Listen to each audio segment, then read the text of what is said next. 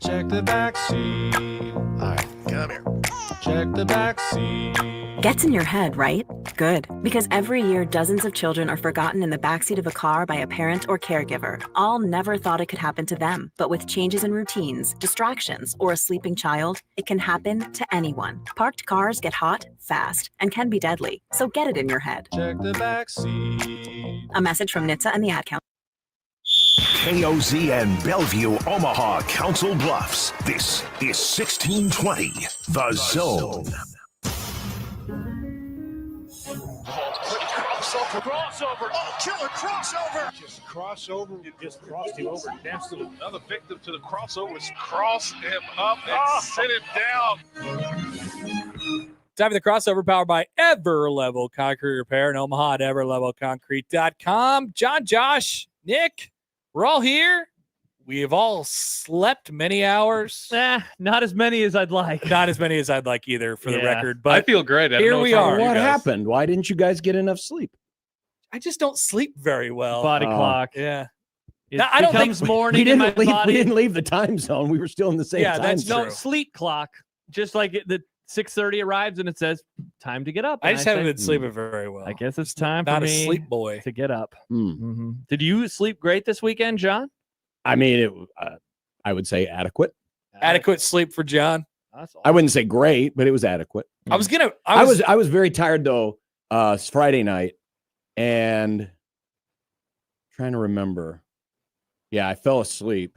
I definitely fell asleep on Friday night. I fell asleep watching the Colorado game, and then what game was it Sunday night? Oh. I may have felt Saturday game? Saturday night. I fell asleep during the LSU Clemson game too.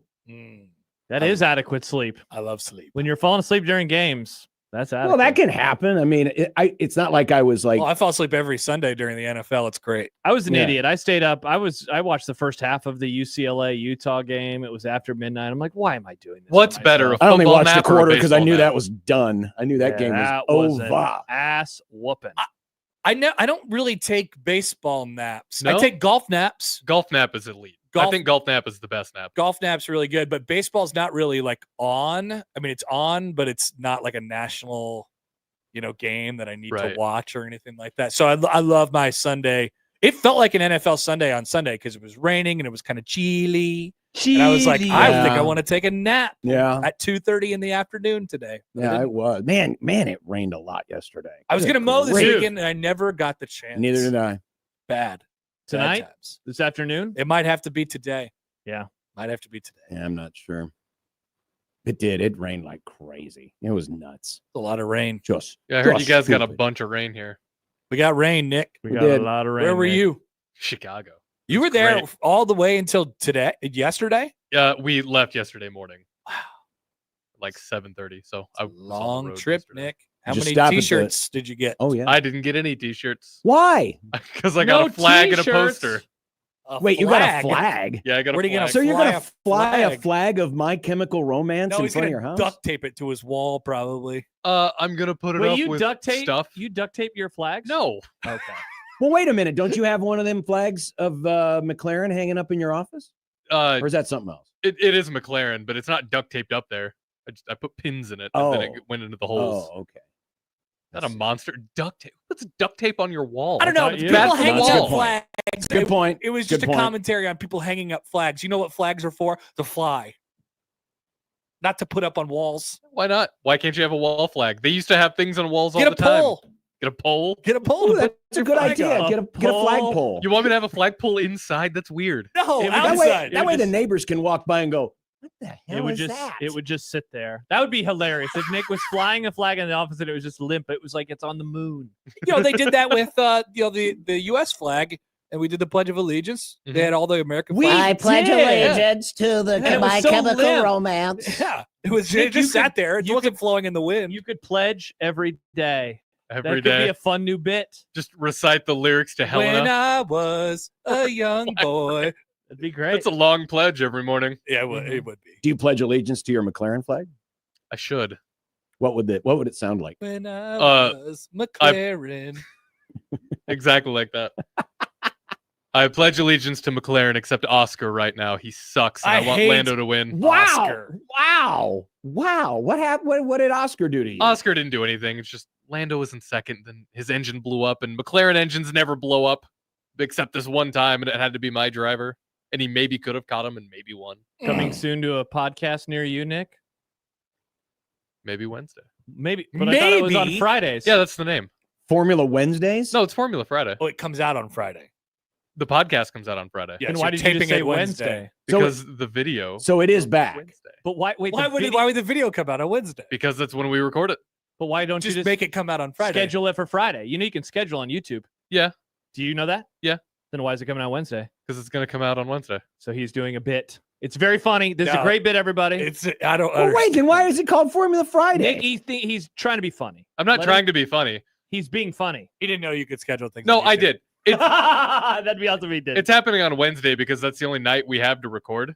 Yeah. Or we have to do anything. Yeah, that's And cool, but make it come out on. I want it to be live on Wednesday because if something happens between Wednesday and Friday, we would look dumb if we just had it So out. why there. Well, don't you they're not release the racing. audio They're then not on Friday racing. I am. or on Wednesday? The audio is going out on There's Friday. no races. But why not release the audio on Wednesday? Because Why- it's Formula you're- Friday. So you're okay with looking dumb? I'm completely lost. He's trying to be funny. I'm This not isn't trying funny. to be funny. This isn't funny.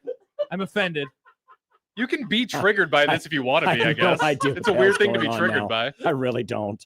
I'm lost. Shouldn't have asked. Why does the audio come out on Friday, but not the video? He doesn't care if he looks dumb on a podcast, but he does on YouTube, I guess.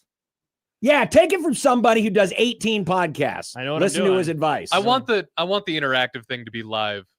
He wants the 'Cause first people- show, just the first show. People can comment and everything while we're Are you doing it if hoping they to want get in like real some time. interaction from like Europe, like European viewers? No, he's hoping that you watch it, John, and support his. No. Forget Oh, about me. I'm asking. People in Like, Europe will be sleeping when we're recording. Yeah, when we he's do gonna this. record it 'cause at night. We're gonna well, do but this what at if like you catch 8 those PM. third shift Europeans?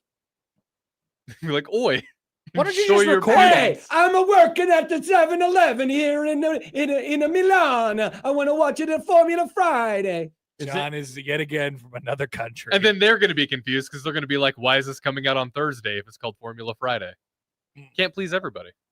no. Apparently Hey, you I'm can over please here. no I'm like one. 7 hours ahead of you. Do you have a YouTube channel? Yes, What's it called? at Formula Friday. Wow, look at that. Why do you want to do a live show so bad? So he can talk to me while I'm serving the Slurpees. just make it an unlive show. I just want to do it live, I guess. That's cool. I don't know. I don't know. I Wow, want so to. That's why. you went from I'm never going to do this again to now you're like all in plus video plus live. They even have an Who email. are you, address. Matt Rhule?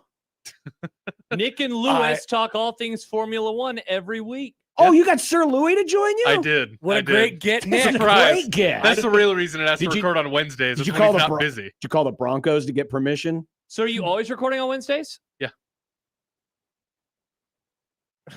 Don't you shake your head at me, Joshua Peterson. I'm watching the Formula Friday on a Wednesday. What would people in Ireland say? Like Avery Johnson's Oh, dad. did you hear his thing on Friday? No. What happened? Oh, Avery Johnson's dad is previewing his favorite games of the week. Happer. Yes. It was. Yes, John. I did not hear I this don't 'cause- care about Formula Friday. It was so good. Give me Rugby Wednesday. It was so good. That's so good. Rugby Wednesday. Tina says Theo needs another live show to watch. That's true. Yeah, there's That no is doubt Theo you will be be a serving subscriber. Theo. Yeah. Yes. Shout out. God, Yeah, If man, I if- can get Theo Formula One pilled, why not? If Theo's all whacked out conspiracy theory on, I mean, what kind of weird rabbit holes is he going to try to take you down? Like, hey, have you seen what the Minnesota message board's been saying about It would us? be that. It exactly. would probably Hey, be have you seen that. what the Loves Ferrari Minnesota. message board is saying? So Nick, when you get to 500 subscribers, you're allowed to turn on super chats. What do you think about super chats on your own account? I'll turn him on mine. Interesting. So Nick's Just to okay make with- sure they're not too expensive. Making I himself don't get money. paid well over here. John is only talking in accents. I love this. I love this segment so much. I just don't want to hear the Formula Friday on a Wednesday. You have the problem with that? How long are the pods going to be? We're shooting for about an hour. Nice. Look at Oh, that. so the original Formula It was Friday like 5 minutes. Yeah. It was It's- like a McMaster. It's easier to go longer now that I have another person to bounce off of. Damn. We can have actual conversations instead of me just talking at a microphone and going through notes. Okay. You all prepped? You got some topics? Oh, yeah, we got topics. We Do you got a have Google segments? sheet. Yeah. segments? We got segments. Can I call into the show? It's on YouTube. Super chat, John. You're gonna Do a super chat. Do a What super- time is it on Wednesday? Can you convert that super chat to lira? 8. 8 o'clock. That's what we get paid in, you fool. Yeah, no, that's the Greek currency. Good job, John. Greek, I'm an Italian, you fool. Greece, Italy. They were Anybody the Greek? same thing at one point. You're not shaking their heads like Damn it, John. So we're gonna have a segment called Grid Gamble, What's where that? you have a gambling segment already? Nope. Oh, Don't gamble on gambling on racing brought is a to you bad by idea. Underdog. What do you mean Oh, gambling we on love race is a Underdog. good idea? You just bet Higher on or what's his lower? face all the time. Well, at least that was last Yeah, year. you can't always Yeah, do that yeah, now. okay. So Grid Gamble is each week we're gonna randomly get assigned a driver, and then depending on where they finish, we'll go into our overall total. Like it's like a head-to-head thing. Okay. But we can't just pick Oscar Piastri because obviously he's gonna Do do you- well. do you If you feel- know who's gonna win, which you do because it's F1 every race. You actually don't know who's gonna win do every you race. feel, It's in though- a good spot right now. Do you feel that this is, I mean, are you kind of, Matt Rhule hiring Dana Holgerson thing on the season? I mean, the season's almost done. Do you feel like you're cheating yourself by starting now when the season's got 4 races left? I thought probably? about that, but And then waiting. we're you know what I not mean? we're not gonna stop during the summer break. The point of this is gonna be a weekly show. You're going to do this every week? Yep. For the whole off season? Yep. That's awesome. Let me tell you, minus like holidays. if but, if yeah. you don't, you're making the right call because if you don't start it and you say, "Oh, well, we'll start it next year," you'll never start it. Yep, So that's good job, Nick. Thank to you, force myself into Nick. You just got to dive in. Gotta dive in. Joe in Vegas chiming in on Hello, Formula Friday. Joe. Hey, Joe in Vegas. Hey, Vegas, if I want a race there. Sounds like nail gun to the sack the rest of the week. I mean, if you want to, I guess. Mm, No one's gonna stop you. You have free will. mm. Be a good bit for a podcast. A nail to the junk. Get some views, Josh. Get It super would. chats on it that. would get some super chats. We got to get Nick to How about 500 the- subscribers how so we about can get supers. How about the person that loses your gambling on the race gets a nail to the sack? The loser. Good one. Like he Sounds a would. bit extreme just for the dice roll Hey, I of mean, if you random want, generation. if you want to get a lot of viewers, It would get you a you lot can't of count on me to tell my friends. I don't got any friends anymore. Listen, John, I don't know if the algo would like that. a nail gun to the junk. Yeah. John, have you ever been to Italy? No, I'd like you to go. I don't think so. I think you'd have a great time. And you would come back with a Hey, with a great where's the accent. Vatican? I want to see the Pope. I want to go to Italy. So Asian bad. Joe writes, I'm wanting to hear John's Asian accent. No. No. Please, John. Please. No. The people are demanding it. Give the people what they want, John. Mm. I'm good. Any other questions on Nick's pod? Yeah, sure. Why not? No, I was asking if anybody has any others. I'm happy for you. I'm glad you're bringing it back, and you have a friend to do it with. Thank you. That's awesome. We love podcasts. Everybody- Always It's a nice to friend do to it do with it a with. friend. Mm-hmm. And conveniently, his name is Lewis. That is convenient. That's pretty cool. That's a Formula One name, Josh. It is. Mhm. Sir Louis. It would have been better if it had been a Mario. I don't know any Marios, unfortunately. Oh, I man. went to school with a guy named Mario. Andretti? I don't think I know any Marios. He went to Nebraska to run track, and then he transferred somewhere else and ran track there. Oh, traitor. Yeah, indeed. He left. Traitor. Don't remember where. Probably Oklahoma State, like those two guys. No, he went down a level. He went to the NAIA level. I found a couple I levels. found his. I found all of his times. I don't know where he went though. Mm. Doan. He went to Doan. Doan. Shout out. He was a 5-time All-American. I'm reading Whoa. his Instagram bio. Five-time? He was a triple jumper. Did he have? Did he have a COVID year? No, in track you can. Oh, you could be like 100-time All-American. You Depending on can. the events. It's there. yeah, it's different. Yeah, because it's just about the events you do. Gotcha. Yep, indeed. Do you see this story that was on KTV? It just popped up on the website while you were on the air. Almost for sure not. So there was a Frito-Lay truck, a delivery truck Truck spill. that fell 100 feet down a river canyon. Oh my gosh. Nice. The driver is okay. In fact, the driver walked away. Thank Okay. God. Where's this going? Well, Down the River Canyon, I'm Josh. gonna read the story. My bad. The crash unfolded early Tuesday along the Smith River off Route 199, a winding highway connecting Crescent City and Grants Pass, Oregon. This is my favorite part. Kurt Cooter, who runs Cooter's Towing out of Brookings, was driving his usual route around noon when he came upon the wreck. Does he know the Duke boys? The bright yellow delivery truck had landed in the granite gray riverbed far below the highway. And Cooter told SF Gate, I don't understand why there's no guardrail there. Is he a relative of Jim Bob? Jim Bob, I was thinking the same thing. I don't know, but the fact that there is a towing guy named Cooter just makes me happy. But I mean, he saw it. Mr. Cooter. It wasn't like It's the Mr. dude Cooter to was you, able to sir. call, but he saw it. He saw it sitting at the bottom of this ravine. Where were the chips? That's what I want to know. Did the chips survive? Where are the chips? I want to know if the chips survived. What was the name of the company? Frito-Lay. Oh, it's Frito? It was a Frito-Lay Oh, truck. wow. Yeah, there's a lot of good chips there. Well, They make all the chips. They got pretty much all the chips. I like their chips. They got the Cheetos, the Doritos, the Fritos, the Lays, Kettle cooked. the Ruffles, Oh, yeah, kettle I cook. love kettle cooked the chips. Kettle Cook. John bought us some salt and vinegar kettle cooked chips last week, and I was eating them. Did John get any? Did you Hell sneak any no. into John's mouth? I love salt and vinegar chips. Yeah, Very while good. we watched the 2014 I've been AL buying. wildcard game. I've been buying the pack. You know, like they get for like if you have 100 kids. Yes, with the little tiny bags of chips. So there's like 20 of them, 20 packs of chips in there. Boulder Canyon, Oh, yeah, I know those. Salt and vinegar, good. the jalapeno, and the salt and vinegar. God, I rock. Love jalapeno chips. Very good. Just go to Costco, slap one of those on me. Those Fantastic. are tasty. And then I got sandwiches and chips for days. Wow. I had a sandwich for lunch Great times. with some chips. I love lunch. Yeah. Wish I could have it one day. That's true. You Someday, don't really Happer. get- Someday. You don't really get lunch. No. Do you have lunch where on you are. Saturdays? Yes. What I do had you a have? big lunch. Yeah? on You had a Saturday. big lunch? Big lunch. Chicken strips and French fries. Wow, I kind of did that, but then I put buffalo sauce and cheese on them, and they're called wing fries. Very tasty, Happer. I just dipped the chicken in there like tossed a 'em. normal person. My buddy was over. I fed him. I said, "Would you like some wing fries?" And he said, "I would love it." And he thought they were good. Were they all soggy and mushy? No, because he put them in the air fryer. After the sauce. Put them back in the air fryer to get them a little crunchier again. That's actually not so bad. It was pretty good. Pretty good. It was a great weekend. And now it's over. Yeah. I'm trying to think of the things I did this weekend. Not really much. It was pretty much sit around and watch football because there was nothing you could do outside. It was raining the was whole damn awesome. time. Yeah. Great. It was nice to just relax.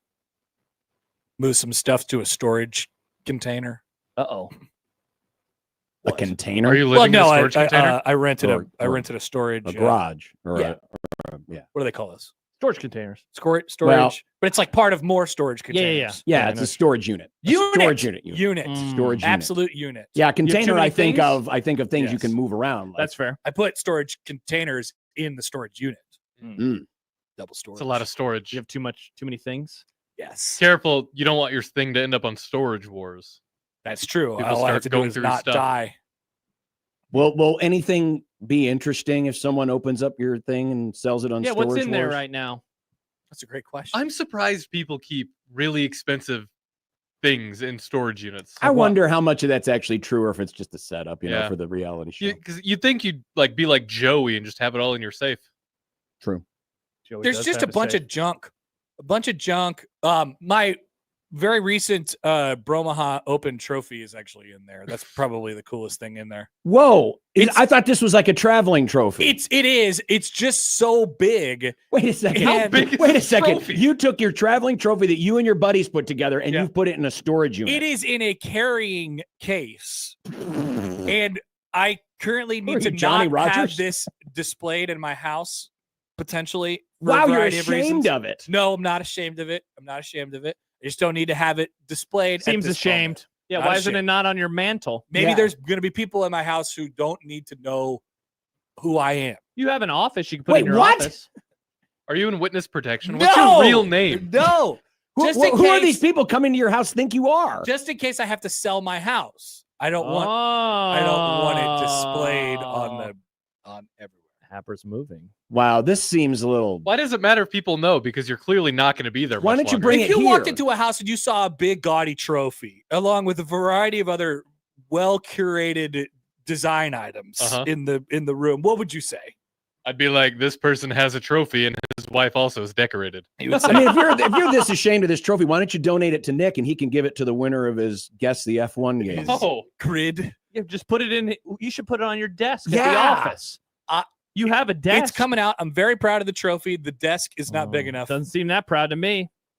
Where's it? I mean, It's a big trophy, John. It's a big trophy. you think the Florida Panthers just put the Stanley Cup in a storage unit? They should. Where else would they put it? They are a Southern team. They're probably embarrassed. Yeah. This isn't a national championship in college football. Yeah. Please give us the Super Bowl. Yeah. Thanks. We don't want It is this. kind of crazy that Florida's got more Stanley Cup championships than they've got baseball or football titles in the last pro that is. Oh, man, yeah. Think about it. They got what? Well, They they've got got a two couple. baseball. And how many did Tampa's won? Two. One or two, Two since when? When are we going? 02. to? right? So the Panthers have won two and Florida's won two, right? Yeah. Or I'm sorry, the Panthers and The Tampa. Rays didn't win one. The Heat won a couple. Heat have won multiple championships. That's Yeah, true. but you got four Stanley Cups in Florida Uh-huh. in the last, what, 20 Yeah, how many? years? Because Tampa has two, and then the Florida Panthers have two. Is that Right. what we're talking about? So we got four Stanleys. Okay. How many NBA titles? They have three. Three. They have three. Dwayne Wade won one by himself, and then he won one with LeBron. And the Marlins have two, and the that's Dolphins five. have Since two. 97, Spins though. up. I mean, go back 50 years. There's more Stanley Cups in Florida than any other pro sports Wow. title. That's What a fake state. Yeah, it really is pretend. Yeah, it does seem a little weird, doesn't Kenneth it? points out Tampa has three since 04. Talking about the hockey team. Oh, so there's five Stanleys? Wow. Wow. Look at that. It's a lot Whoa. of Stanley. They're probably hiding them all. We don't need this. Yeah. It'll They're- melt. Well, Yeah. famously, the Stanley Cup is just a trophy. What if the Stanley Travels. Cup was just a Stanley tumbler? Like a Stanley Cup. What's you a go. Stanley You know, like It's those. those cool cups that the girls like. Yeah. with the handles? Yeah. That would seem a little anticlimactic. What Hey, if we've this- been playing this hockey Yeah, for we 8 did months, it. and all I won was this stupid tumbler. What if the Stanley Cup was literally made out of ice? Oh. And if it went outside, it melted. Well, Is that like your trophy? Yeah. Is that how you view it? It must stay Yeah. inside. Do you have a picture of this trophy? I'd like to see how big it is. Sure. that'd be cool if that was true, because then you would have to put the Stanley Cup in a walk-in cooler. Oh. Hmm. Exactly. Hey, what's up with this comment from Brandon? What's Brandon saying? Gotta love the bald media in Omaha. What? Not to mention 30 to 50-year-olds sounding like they're 15. What do you Who mean? is that being critical of? Is that being critical of you? What did I say? You're the only bald one in here. You don't sound 14 what- to 15 at all. I don't know. What am I saying that's sounding young? Maybe that's one of the guys from the Red Sea Scrolls message board right now. I think of being very adult. Yeah. Brandon, Talking follow about up. potential, putting my stuff in storage, No, wait. Yeah, that is very adult. putting of you. my big trophies, my big gaudy That's such trophies a nice away. trophy. I It can't believe you is. are afraid to put it out in front of people. Are you I'm not sure you afraid. guys didn't just steal the 2006 Big Ten North Championship It kinda trophy? Because does. that's what it looks like. Nice. Does look like that. You We can might eat have. cereal out of the top of There's a that bowl. crystal ball in it. Do you remember when that trophy used to be on display? I do. Pretty pathetic. It was pretty pathetic. Maybe Bald I have goals to win bigger golf tournaments Mm. that I could never win because they don't give me handicaps. Stibbs writes, the only people I know, Brandon, are 15 and under. That's Is interesting. Brandon actually the child? I definitely went to school with people named Brandon, but I don't know what happened to them after we graduated. Well, I went to school with people named Brandon. They're obviously my age. I went, so- there were two kids Yeah, in but my do you- high school have you class kept named up with them? Brandon. Why are you guys I have naming not. Have you people seen adult men who are named named Brandon? Poll question, do you know anybody named Brandon? I It's know like, many Brandons. The second you turn 18, all Brandons disappear from your life. wow. Is this true? When was the last time you talked to a Brandon? A couple years ago for me. I honestly don't. It was wild. So one of the Brandons from my high school, I said, let's go, Brandon. No, but he is related to Riss's fan. Like, he is in their family. And so, like, the first time we were at a family gathering, I was like, Brandon? "Hey, I remember you. How's life been the last 18 years?" Wow. Yeah, I was like, look at us. That's He's like- crazy. Just a couple of Omaha North 07 boys chatting. Nice. Mhm. Chopping it up. Mm-hmm. I guess I haven't really thought about Brandon Jackson in a long time. Brandon Jackson. He was awesome. Dude, he was. He had that good. one really good year. Yeah. He did. Yeah. 06. He was nice. He did. He was But pretty this good with the Brandon, he Packers, doesn't too. like the baldies. What's the latest the latest Husker Brandon? Kinney? Ooh, maybe That was over a decade 15 ago. years. Oh yeah, he was late. He was after Brandon Jackson. Oh, Vogel. Eddie points out Brandon Vogel. Brandon Vogel. See, but he lives in Tennessee. We don't even see him. Yeah. You don't even Tennessee him. No, he's just writing his, Substack. Yeah. With Aaron Sorensen. There might be something to that. I never really thought about the lack of Brandons. Yeah. Corpian points out Brandon Riley, who had a great catch. Okay, that there you was go. not illegal against Well, it Michigan was. State. He He was pushed out. They pushed him out of bounds. But No, you he remember wasn't him. pushed. He was Brandon. He was Brandon. And that was 2015. So we're up to 10 years ago. All right. Any more recently than that? Wow. I don't know. Good question. Is there any Creighton Brandons? Any Were any of the man we had a Jays Brandon named Brandon? Brandon Koenigstein pitched for the Jays back in the early 2010s. Brandon Koenigstein. Koenigstein, Yeah, yes. when you said back in the early, I was ready for 20s because that is a very 20 sounding baseball name. What is? Brandon Koenigstein. Mm. Brandon Koenigstein. Well, I guess Brandon's not really a 20s name. To the though. mound.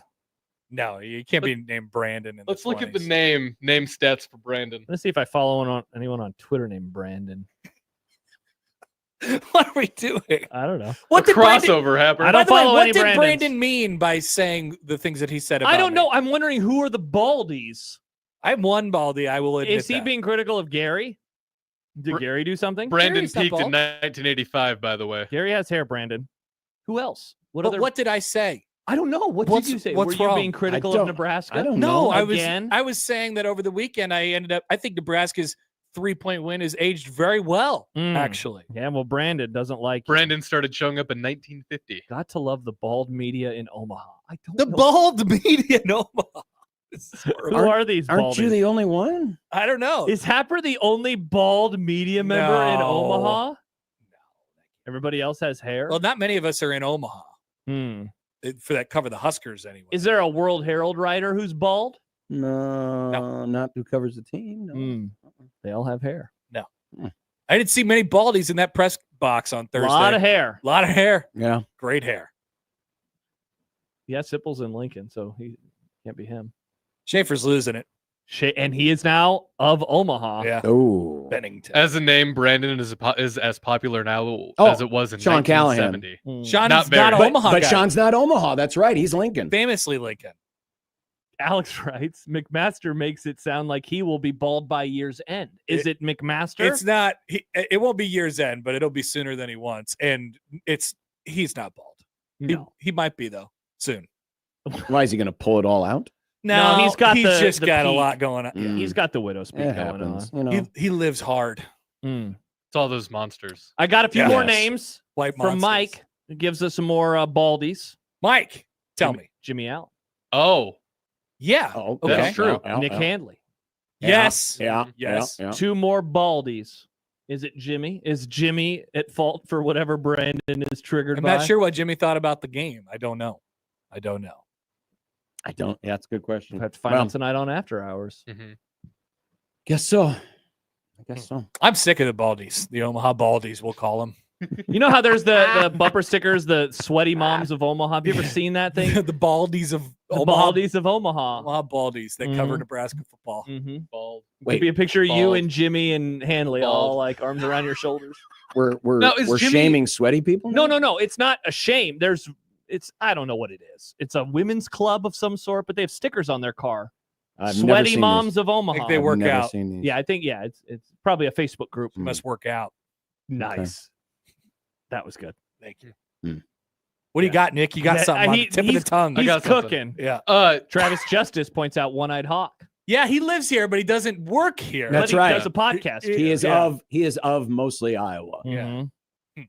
God's country, as I Yeah. call it. Hmm. Is Jimmy Allen a daywalker? What color is his hair Yeah, he's a when red. he has it? He's a red. Excuse me. So Excuse me. The Nick just wanted three- to roast John. the three bald gingers in Omaha media are also happen to be gingers. It's true. Apologize Just wait on till behalf John of all loses my his hair. people for all the John's good. slurs being thrown around. on John's this in his show. 50s. He's good. I Yell know. at Jimmy for being ashamed of it. You can't even tell. He's hiding it. There's nothing to be ashamed Why of. do you wear hats, John? if I was like you, I would just be showing off John, that hair. you've got great Maybe hair. that's the reason why my hair has stayed all this time Because is he wear hats? because I wear hats. No. I've protected it. No, wearing hats makes your hair go away. That's what they say. Obviously That is not. what they It say. hasn't worked. I mean, I wear more bald caps than my brother, and my brother's as bald as you are. You're just He's blessed. a baldy of Omaha. Your brother's bald? Yeah. How did you get so lucky? I You're don't kissed know. by the I gods. don't know. The I It's really great don't. hair. It's so good. I really don't. Unbelievable. I really don't know. What about your father?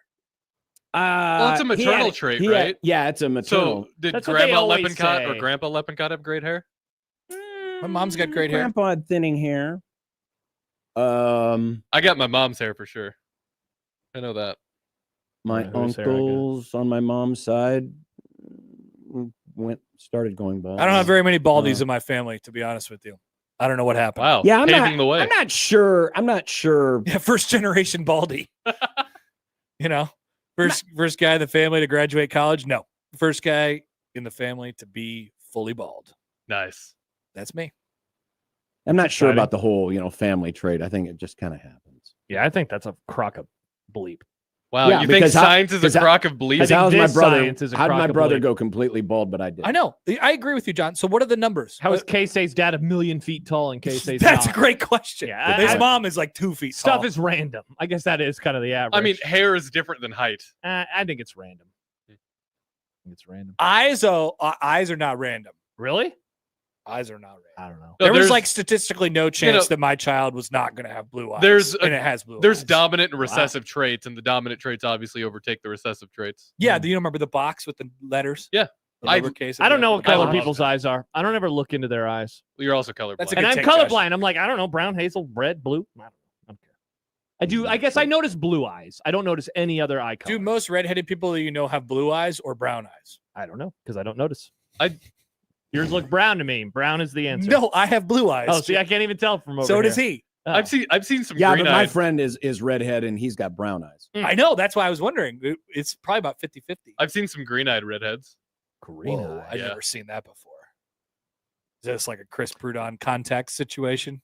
Guess I don't Wow. know. I never asked. How about this from Richard? My wife is a part of the Sweaty Moms of Omaha, and I can't wait to ask about the Sweaty Moms of Omaha. I want to know It's a information. cult. What did this She has person a said? They sticker? know somebody. Their wife. Their wife. Yeah. I hope She- they know So their wait wife. a minute. He didn't ask. So his wife has one of these and he's never known to ask. Yeah. So this is just like a first time. It's a Perhaps, cult. That's a yeah. cult. Don't I mean, ask you about know, it. sometimes your partner has hobbies and you just let them have their hobby. Wait, there's something. It's the Sweary Moms of Omaha. Oh, it's I not thought- sweaty? I always thought it was sweaty. Are they just It looked like a T. are they just meeting up and cursing? Yeah. See, there's 100 and something thousand people in this Facebook group. That just seems like a thing that you say. What? They don't actually meet. They just like, yeah, it's a cool bumper sticker. It's like the Facebook group. Edgy lifestyle blog. Oh, What? Yeah. I'm completely. I wonder how many of them were at My Chemical Romance. Probably zero, Nick. Yeah, They I'd are say probably moms. not. They have children to raise. Moms with children go to My Chemical Romance. Poll Interesting. question: do moms with children go to My Chemical Romance? Absolutely, because those moms didn't used to be moms when they were listening to My Chemical Romance. Mm. Hmm. There's another one That's on actually Facebook probably true. that it has 7,000 members. Wow, it's sweary moms. I always thought it was sweaty moms. Next time I see this sticker, I'm taking a picture. I honestly don't know what you're talking about. You've never seen this photo? I don't Like- think so. Oh, wow. I'm not surprised you have it, John. You don't live here, but Yeah, they're- but I they're like I bumpers. drive They're through on this the town back every of day. windows. Right, but you would think I It's would like run this. into a few. The logo is like a woman's hair in a bun, and it has like a pencil or something in it to probably Maybe. hold it. Maybe. Yeah, I only see the T-Rex families, and I've seen I that. see the Stormtrooper families those more. are so stupid. God, What would be one that you would want for your family? I do not want any bumper stickers. Period. Ever. Because you're ashamed of your family and you want to hide them like that trophy. I like Wow. the Put your blankest car I daughter could into possibly- the no, storage unit. She's not. That's stupid. No bumper stickers. Nothing on my car. Nondescript. Okay. Interesting. Not a thing. I like clean cars. Nice. I do too. Clean. I do too. Oh, display your trophy in your car. No one else is going to see it in there. Good point. By the way, a text points out Mike Sauter, bald. Interesting. Yes, and not a red. Indeed. Not a ginger. A Brandon we forgot about, Rigoni from Cody. Brandon Rigoni. Remember Nice. Brandon Rigoni? People love that guy. Good one. Yeah, he was short. He was short. Mm-hmm. He returns some punts. All right. Well, That was your crossover. Okay. It's time to start a new week. Let's do it. Short week. 4 days, guys. You got Yes. Wow, we're almost to the end already. It's almost over. It's almost over. Sweet. Crossover powered by Everlevel Concrete. Repair in Omaha, everlevelconcrete.com. We'll get a grum going and preview Akron all 4 hours today. Nice. Yeah, not really. Can we? 1620 the zone.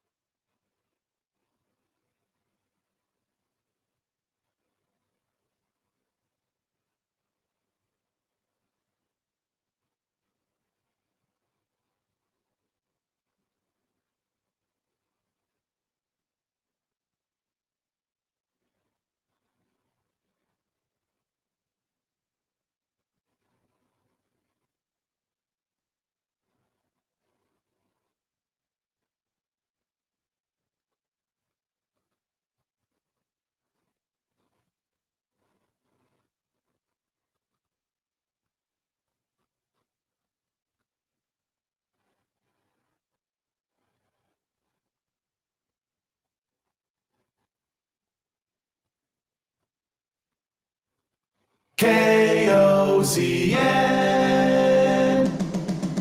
Unsportsmanlike conduct on 1620 The Zone. Husker athletics, Creighton, and yes, UNO. Don't miss a moment, they'll give you your fix. They're on every day from 2 until 6. Spend your afternoons with John, Josh, and Nick.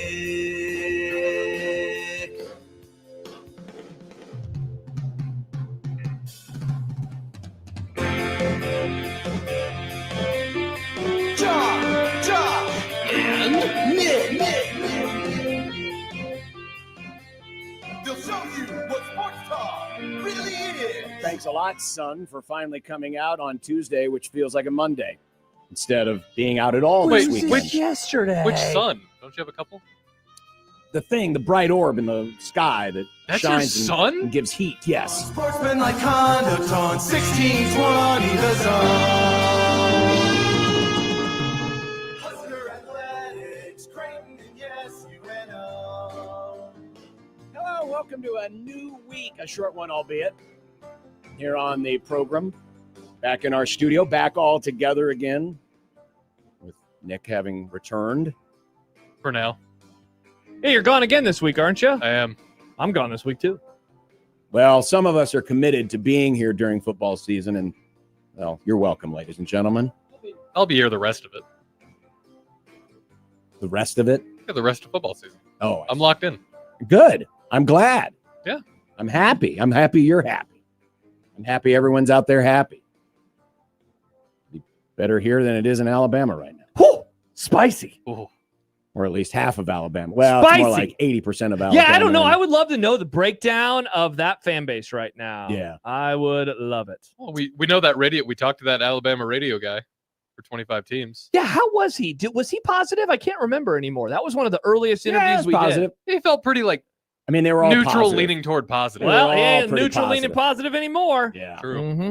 Well, week one is done on the Roofery's Grum Down, presented by the Roofery's John Higgins Weather Guard. We're doing another edition of Firm and Soft. Nick, we have decided the cream team, that was last year. Okay. We're doing a new bit this year called Firm and and Soft. Normally it'll be on Mondays, but Okay. we were Yes. off yesterday. And so normally it'll be Nebraska related, but we already did it about Nebraska on Friday. Yeah. So now it's going to be national related. Mm-hmm. Okay. Nick doesn't like it very much. I need to figure out how I'm going to make a firm and soft graphic. I have many ideas. There's Nick. a lot of Do ideas. you want to do the firm and soft graphic? No, I'm too busy hosting the show over here with John. Oh, okay. Yeah. We're on to since Akron. Yep. We're on to Akron. Of course we are. Hull go the no-go? Mhm. I did a little digging over the weekend. Okay.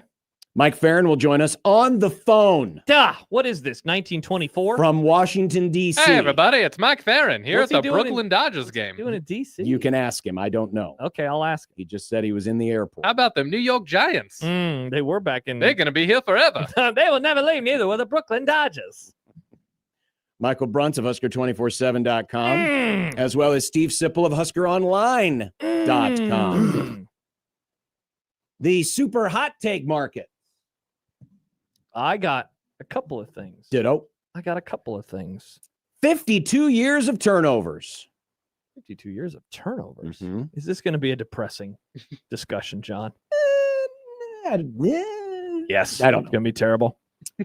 And is the Micah trade the biggest in recent memory? What? Oh, great topic, John. We're on to the season, John. Nick, We're not talking yes, about. this is actually impactful on the season. No, It's impactful on the entire season. You need to go back, Nick. You weren't there. You need to go back You don't and need to. watch when Gary broke the news to Josh on the air in Kansas City about the trade. I saw the picture that Odson posted. Yikes. Yeah. Yeah. Pretty depressing. You were happy just before that, too. I was, because it was a game day and we were back and there was football and I was in Mhm. Kansas City with my friends. Well, Then I wasn't happy anymore. one thing we learned about week one, a lot of hype got blown to bits. A lot of offseason hype got blown to bits. Why are you talking about Dylan Raiola being good?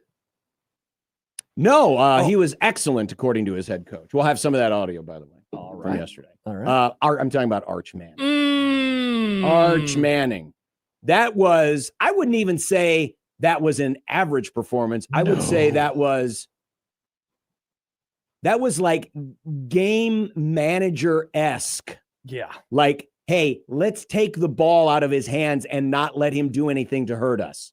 That's what that game plan felt like to me. Well, it did, and it felt that way because within the first few passes, you could tell, I think he's nervous. Because they were either nervous or he's not seeing things very well. I don't think it was that, because he's skipping balls and he was throwing them then too hard. He had like one really good throw the whole day. Mm-hmm. You know, and I'll be honest, I watched some of him last year, and maybe I had just forgotten about this. I never really watched any of his high school stuff. His release is interesting. It was not what I was expecting. Yeah, I saw somebody compare it to Uncle Rico. Yeah, I mean, it really did have a lot of kind of sidearm to it. It was you want to talk about hype to first game performance? It is among the biggest gaps that I've ever seen. Again, it's just in terms of raw hype and expectation versus what they did in their first game. How much of that hype and expectation is because of the Manning name? Because I know he's a good player. It's a ton of it. Almost all of it. It's a ton of it. Why do we as college football fans always do that? Why can't we just take a player for who they are and wait and see? Because he was good in high school too. It's not like he just showed up and they were like, "Hey, it's a man." Yeah, but we all know that there's differences between high school ball, college ball, and pro ball. Sure. But college football is built on hype. Yeah. Team hype, player hype. I mean, anyone come. I mean, you have an instant expectation of you just based on what some recruiting analyst puts next to your name in terms of your star ranking, and then you add the fact that he's got a famous family and he's got the famous name, right? And he's playing for one of the blue blood schools that is famously all about hype. Mm-hmm. It was the perfect storm. I wasn't saying that I thought he was going to be bad. I thought he was going to be good too. It's interesting that all of us thought that collectively. Well, it's also one game, right? It is. It's not too early. It's only one game, but we didn't really engage much in the hype because we don't talk about the Heisman much on this show. No, yeah, well, and honestly, that type of stuff where it was like he's going to win the Heisman this year, that stuff was stupid. I even as someone who picked them to make the championship game, thought him winning the Heisman as a starter this year was dumb. Yeah. But maybe I'll be proven wrong. Maybe I'm going to be the idiot. Yeah, that game couldn't have gone any differently than I expected. I wouldn't, if you would have told me someone was winning 14-7, I would have said, really? Not that I was expecting, 45-40. Yeah, but you know what's interesting too? But the way it played out, really on both sides. And if you think about it, and I know Ohio State's getting a lot of love, and you get the benefit of the doubt because you win a national title. Yeah. I didn't come away all that impressed with Ohio State either. No, now, maybe some of it was, good on good, iron sharpens iron, whatever. Yeah. But it's not like Ohio State defensively, they were fine. They were really good. Yeah. But a lot of that too was Texas's game plan was, that almost felt like Bill Callahan against USC type stuff. See, and I don't view it that way. I view it as suddenly Sark realized the most basic of things.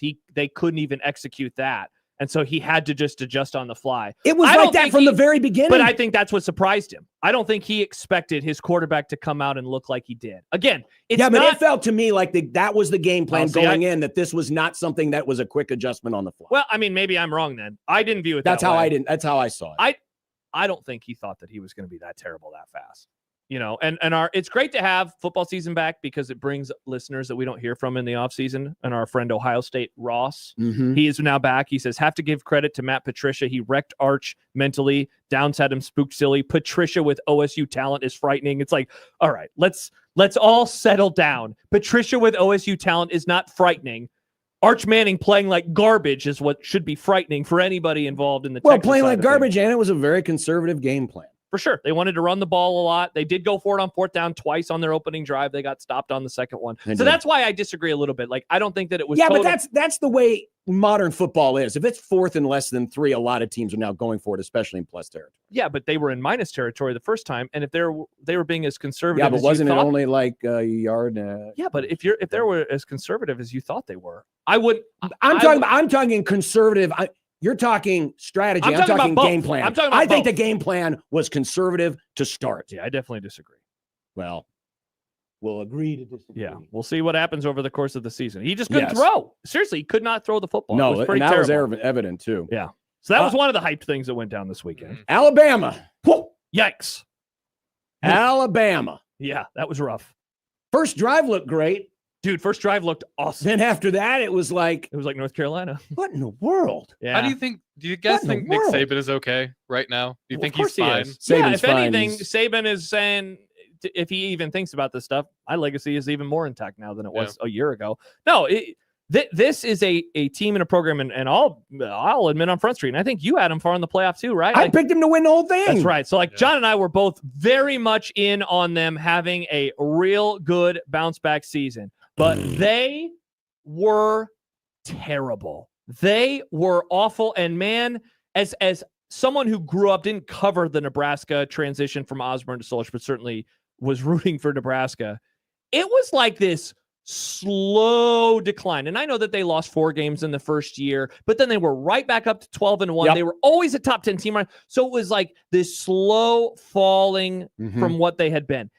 What is stunning about this is that unlike Nebraska, which the recruiting classes and the talent got worse and worse, this is still, go to the blue chip ratio, go to any of those metrics. This is one of, if not the most talented teams in the entire country. And yet, well, and they're recruiting well now. Exactly. What words were being said about them after the performance Saturday? Soft, undisciplined, not very well coached. That was horrible against a team that, we had many jokes about in the offseason that was 2-10 last year and then completely flipped it immediately.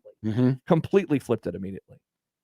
I saw this graphic over the weekend. Someone created this. Nick Saban with the old Cracker Barrel logo and Kalen DeBoer with the new Cracker Barrel logo. Are you saying Nick Saban's going to come back? No. Oh. I hopped around. I like seeing what the fans are saying, and especially a team that has a large fan base like Alabama. I like poking around on the message boards. John, it would not surprise, or maybe it would surprise you, the number of people that don't just want DeBoer fired, but that say throw the bag at Saban. Wow. It was very high. Pound for pound, the number of posts that I saw. Don't do it, folks. Don't do it. I couldn't believe it. If you want him fired, that's fine. I couldn't believe that it was like Saban is the answer. Like, bro, that guy's 73. Yeah. He got out just in time. Yeah, he should be running countries, not football programs. And the second time around very rarely goes as well as the first. Yeah. And again, he's 73. Nick Saban just needs to stay out forever.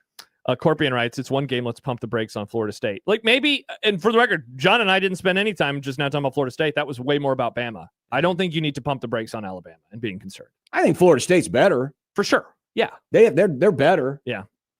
And honestly, like I'm kind of kicking myself because early in the offseason, I really liked them. And then I just kind of talked myself out of it by the end. But Clemson was exactly what I thought they would be. And now I'm like, should I have given Florida State a little more credit? Anyway.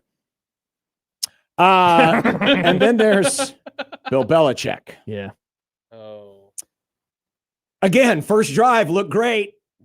And then, dude, their first drive was nice. Yeah.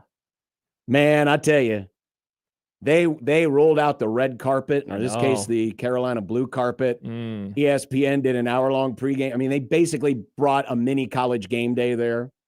All the celebrities were there. They had like the Carolina Legends booth. You had Roy Williams with Michael Jordan with Lawrence LT, Taylor. And everyone Teddy was Bruschi jacked. was there on the set. Randy Moss was there. Like everybody was there. And yeah. Well, I didn't think North Carolina was going to win. I didn't think they would get beat that bad. Yeah, that's the part about this where because again, another discussion from the offseason that you and I disagreed on. I was not in on this at all. I did not see this coming. Like this, I was already viewing this year as a lost cause. The result last night made me really think, so wait, how bad could this get? Yeah. This year. How bad could this get this year? So there's Bill Belichick at the podium doing his post-game press conference in front of the usual, sponsored screen with the Carolina logos on it. But look at all the balloons. And they even invested in the star-shaped balloons. The pointy balloons. The pointy star-shaped balloons, which I'm sure at some point Bill Belichick probably wanted to take and jab into his eye. Jordan definitely decorated for a party, and then it ended up being a funeral. And then, of course, there were all the takes. Well, these aren't even takes. These are just TCU dunking on them. TCU was dunking. They had a good time. Carolina put out a tweet a few weeks ago about how they're going to be on Hulu, this, behind the scenes look at Hulu, and TCU football quote tweeted that and said, when does episode 1 come out? Yeah, well, Carolina football treat their Hulu special like Nebraska treated chasing 3 last season. Only release episodes after we're wins. like starting in mid-October for about 4 weeks. The show just kind of disappeared. Someone, again, TCU football responding to a tweet. If Matt Patricia has Arch Manning in hell, what do we think Bill Belichick will do the poor kid at TCU? TCU football replied, guess we'll never know. Deadspin tweeted out yesterday, babe, wake up. Bill Belichick coaches football today. TCU football responds, babe, go back to sleep. But how about these numbers? Oh, TCU is the only FBS team in the last 20 seasons to have 2 25-yard plus rushing touchdowns, 2 25-yard plus passing touchdown, or a 25-yard passing touchdown or more, a 25-plus yard interception return for a touchdown, and a 25-plus yard fumble return for a touchdown, all in the same game. Yikes. And then the addendum, Bill Belichick had never allowed all that ever in an entire season as a head coach. Yeah, what was the other stat? That was the most games that he has ever, or most points he's ever allowed in a single game as a head coach. I mean, it was something else. And there was that one stat that kept coming up about the last time that they completed a pass. Was it 8:12 Eastern or whatever it was? Over an hour and a half. Oh my gosh. Yeah. Well, that gave me an excuse to watch something else. What did you watch? Did you watch The Martian? I went to work on something. You know, I saw that you guys are doing The Martian for next week, which is hilarious because Paige and I just watched it the other night. I just watched it like 2 weeks ago. We both just wanted to. Yeah, We're like, let's watch The Martian. I think everybody's seen it, right? You've already seen it? I've seen it. Yeah, so everyone's seen it. Has Joey seen it? Oh, that's right. Joey will be in. I don't know. I don't know either. I love The Martian. Can't remember. 402-951-1620 on the Equitable, no, that's the Prairie Flower Casino Zone hotline. The Equitable Bank inbox is John at 1620thezone.com or Josh at 1620thezone.com. At Equitable, we take banking personally and answer the phone on the first ring. Hell yeah, baby. And the JTech Construction Zone Twitter page at USC 1620. So we got all that and a whole lot more. We'll hear from Matt Rhule a little bit later on. Lovely. But coming up next, somewhere in Washington, D.C., Mike Ferrin, 1620 The Zone.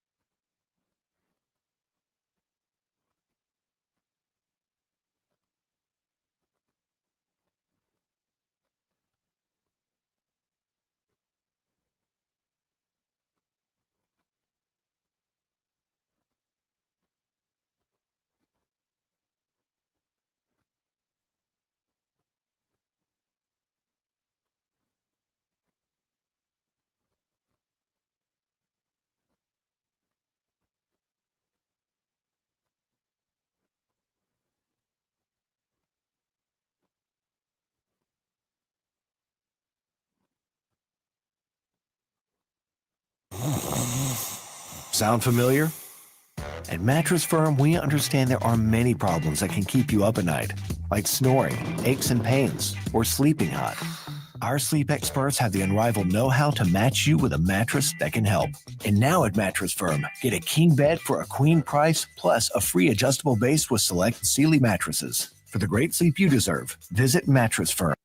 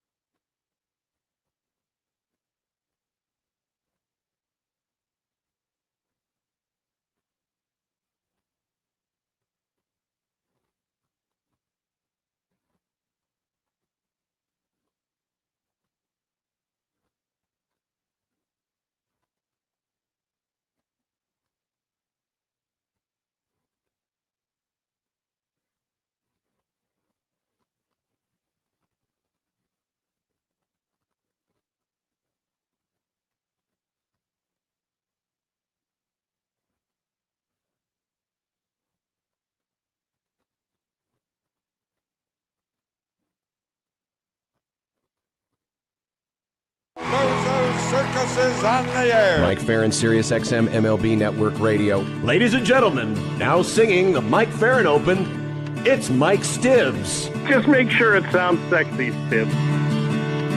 Lord Almighty, how can you stand Arizona? Your fair skin must be burning down into your absent soul. Mike, Mike, Mike, Mike, we can barely hear you. It sounds to me like you called us from inside a hole. But your phone calls lift me higher, like the ERA of Mark Pryor. Your hair looks like it's on fire. You're Mike Ferrin. You're just a hunk of burning love. You're just a hunk of burning love. Zona. What's up, Mike? Yeah, it's like a decade ago, right? Yeah, throwback it's day. 10 years since we've done something like this. So I apologize for the noise in the background when they tell you that the white zone is for the loading and unloading of passengers only, and there will be no parking in the red zone, but we'll deal with it. And it does sound like you're calling from inside a hole, so everything is back to like it was. Great. It's back to normal. I wonder my hands free, so deal with it. Nice. I wonder if the Chiefs press box announcer who was doing the Cincinnati game is also voicing the. Oh yes, because AI voice guy. Mike, well, you'd be surprised to hear this, as you were not impressed by the entertainment value of last Thursday's game, but the PA announcer inside the press box at Arrowhead Stadium had the distinct voice of someone who was announcing, parking. Make sure you park in a green zone parking only. It was very.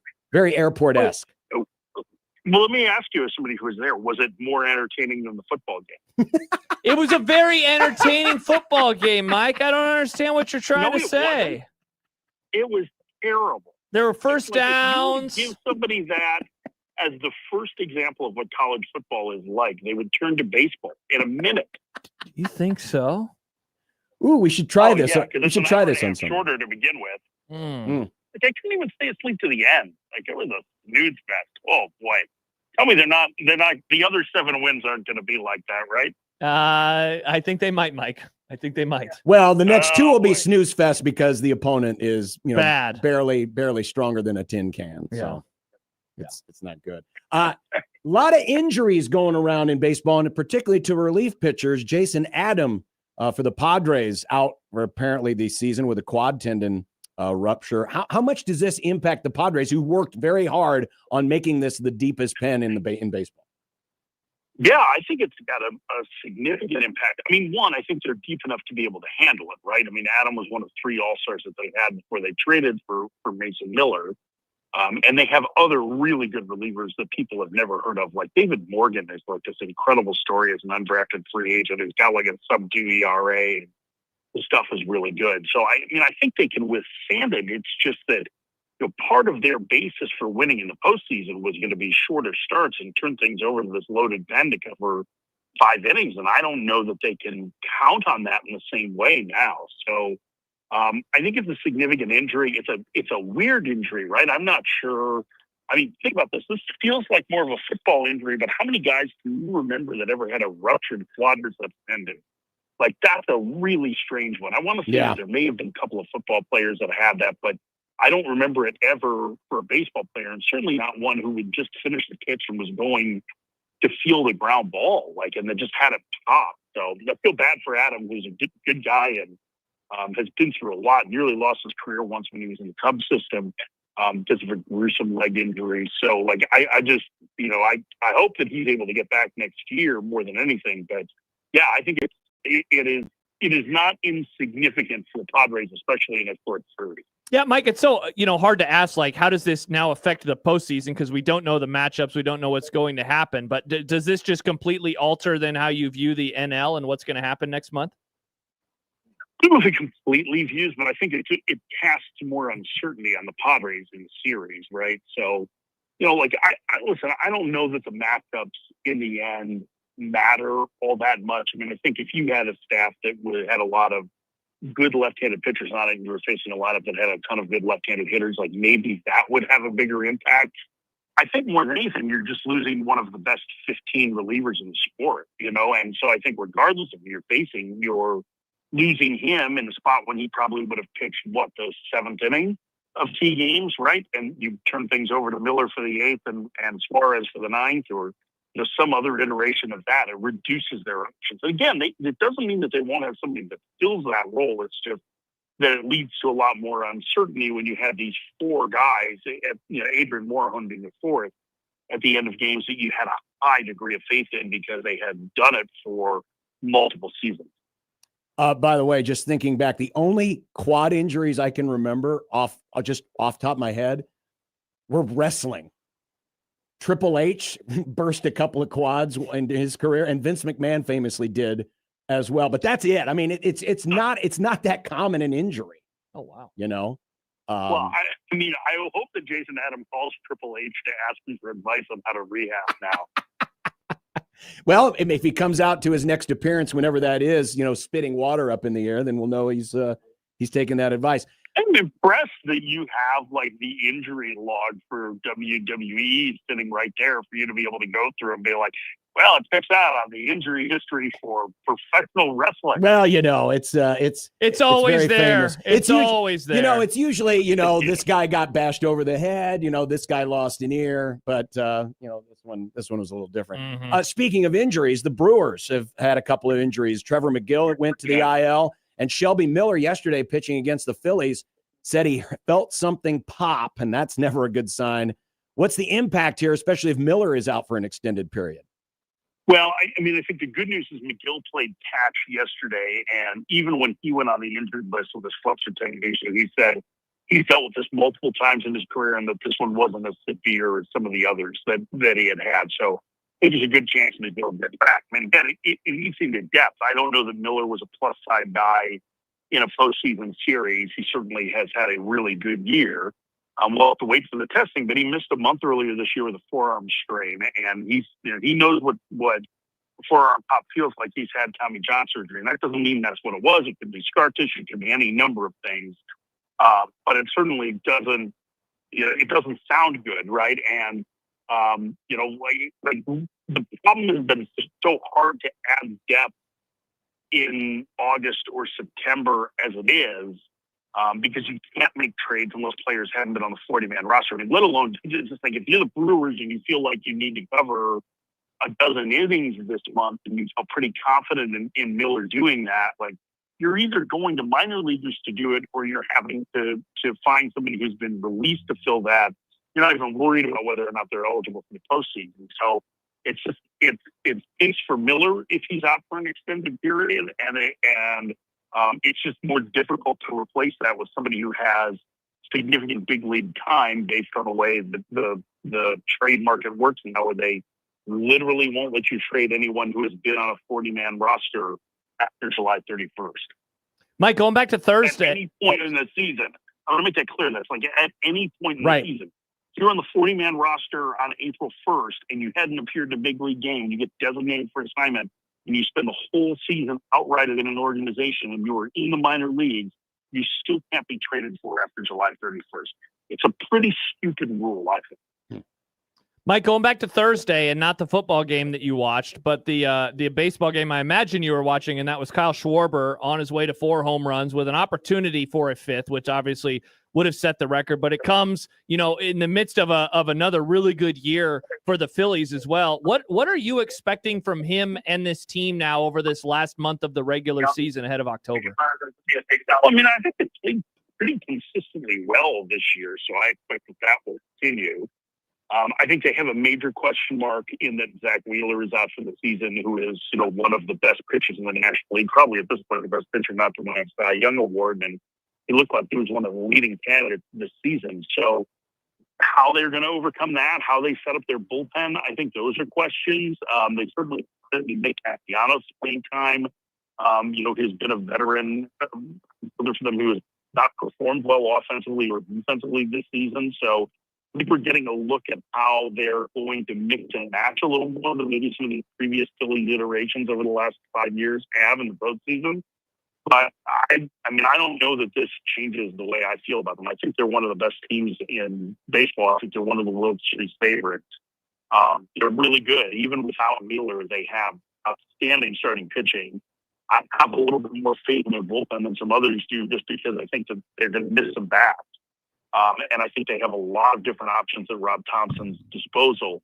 Now it's just going to be a matter of whether or not their hitters can control the strike zone well enough, which has been, they've lost series when they lost to Atlanta last year, when they lost, or the Mets last year, when they lost to the Diamondbacks the year before. That was what they did, is there was too much going outside the zones in that group. So I think it's a really talented team. I think they realize, and this is what's really interesting to me, is that they're incredibly self-aware, and I think a lot of this is having Schwarber around the roster. They recognize that the window is closing on this group. And they have the second oldest position player group in majors, only the guys that are older.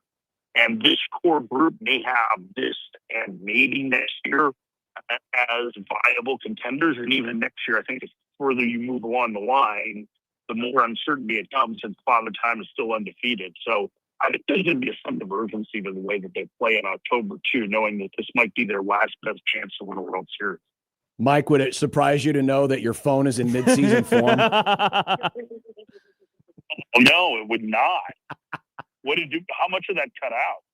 It's not so much cutting out. It's just it's garbled. It's very garbled. Yeah. It sounds like you're gargling marbles. Hang on a second. We're hanging on a second. Is this better? Is that better? Oh, that's much better. Yeah. Yeah. So here, let's blame Apple for this, shall we? Yes, please don't do that. Go for it. The Hit me. iPods are supposed to work better, and I'm an Apple guy. I don't like this green bubble stuff that John. Colt. Thank you. The kid in the background, please stop screaming. I mean, come on. Really? We're not even to the gate. You have to throw a hissy fit? Come on, kid. Tighten it up. Wait a minute. Which rant are we on? But he wants it. I want you to know, sources say that he wants it. I don't know what, but he wants it. He does want it. Well, you're not obviously you're not in the YouTube chat, but it won't shock you to know that Stibbs is in a period of catatonic he's state. down bad. The Mariners losing another road game yesterday. Now I counted it up. They've got 11 road games, 13 home games left. Of the final 11 road games, 6 are against Kansas City and Houston. Will those games determine Seattle's fate? Yeah, they very well could. This has been a little bit, our good friend, Coach Michael Patrick Rooney, loves to talk about teams that are kind of farting about as playing with their food. Mm-hmm. And that definitely is what it feels like with the Mariners right now. Like, this is too talented a team to be going through this stretch where there was someone 6-16 in their last 22 road games, right? They haven't won a road series since before the All-Star break. I mean, it is time for them to get moving. Listen, they still have control of what's going on. They don't play Texas again, right? Which is a big advantage for them versus, Texas needing those games. Not to mention, I believe the Mariners won the season series from them. So they've got a little bit of a tiebreaker and an edge there. Those games against Kansas City could be very important. The games with Houston certainly will be for the division. I just, more than anything, they need to win a road game, and then they probably need to win a second one. They're on their second 3-city East Coast trip in 4 weeks. And that's where, these horrors have been. They lost 2 out of 3 in Cleveland this weekend. They lost the opener last night in Tampa Bay against Tampa Bay. They need to make the hay in these next 5 games. And if they can go 3-2 in them, I think we're going to all look back on this and laugh. But if they don't, it's going to put a lot more pressure on them when they return home and take on the Cardinals next week. It doesn't sound like it's too early to tell anymore, Mike. We're getting to that point where it's no longer a marathon; it's almost a sprint. Like the last 10K of a marathon. Yeah, I know exactly what you're talking about right now. I can see the finish line, but it's still a little far away. Yeah, we're like mile 24 at this point. So you powered through the wall. Yes. At this point. Oh yeah. And now you're into the final kick. Oh man! By the way, I have a lot of experience with marathons. Yeah. Chicago next month. I counted it. It's not so much just road games. It's going to the East Coast. In their last 13 games in the Eastern time zone, they're 3-10. Yikes. Yeah. It's not what you want. No, it definitely isn't. It is certainly not. All right. So last week we had you pick the Huskers. Fortunately, you're still on path for 8-4. Yes, he is. It's one game. But do you have a Bears pick? I was going to ask the same thing. Are you among those who think, oh, new coach, we stole the Lions offensive coordinator. Upgraded the offensive line. Upgraded the offensive line. Maybe our quarterback isn't a tire fire. Maybe. Yeah. Let's not be too brave. Do you have a pick for the Bears? I think the Bears are going to be significantly better this year, guys. I think 6-11 is right there for the taking. Yeah. I'm still pissed off that one of their wins last year came at my team's expense. I'm so mad. That's upsetting. I mean, listen, you and I are both always mad at the Bears. It's fine. They're going to suck. Don't buy into this whole Ken Johnson says all the right things. Oh, Caleb Williams looked great against the Bills when they didn't play anybody. No, just stop. They're the Bears. We know what's going to happen. By the way, Kevin Kugler has tweeted in. Oh, Kevin. He says, I hear Mike much better. Can you ask him to go back to the AirPods? That's our friend. No, he's your friend. Let's not assign him to everybody, shall we? Well, I'm using friendly he quotes. uses my AirPods for his game on Sunday. That would be probably an improvement for him. Oh, I wonder what game Kevin is calling this week. What game is he calling this week? I don't know. I'm sure he'll let us know at some point. I think he told me earlier this summer. Maybe I can't remember. I'm looking at the schedule. Fox doesn't have CBS has the doubleheader. Right? CBS has the doubleheader. CBS has the doubleheader. For some hope reason, he doesn't get stuck calling the Saints. No, I think he might be doing Tennessee at Denver, but I'm not 100%. Oh, okay. Tennessee at Denver. All right. Well, that's not so bad, right? Who is it? Why? Who at Fox hates Adam Amin that they keep sticking him on Bears games? Because they don't have to pay for his travel, right? Doesn't he just live there? So it's just drive down the street. That's true. Yeah, but Joe has to fly there. He has to do it all the time. That guy does World Series. He should get better than the Bears. He doesn't deserve this. He's a good guy, good man. Yeah, doesn't deserve this. Well, Mike, have safe travels back from the East Coast. I hope your East Coast trip goes better than the Mariners. Nice. It already has. I can tell you that. Good. Did the whining kid finally get calmed down, or did they shuttle him off into a quiet room? He's gone. She must have shoved some candy in his face.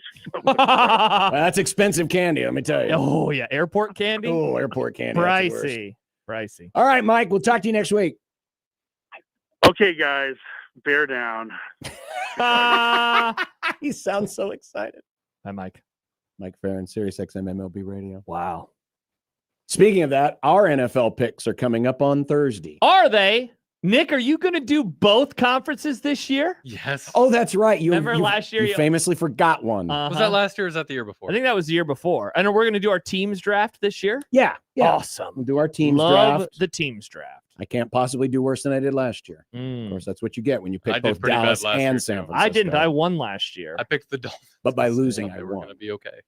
Why did you lose by winning? Because remember last year I had both San Francisco and Dallas, and they famously both didn't make the playoffs. All right, coming up. They didn't. Coming up. Hot take market.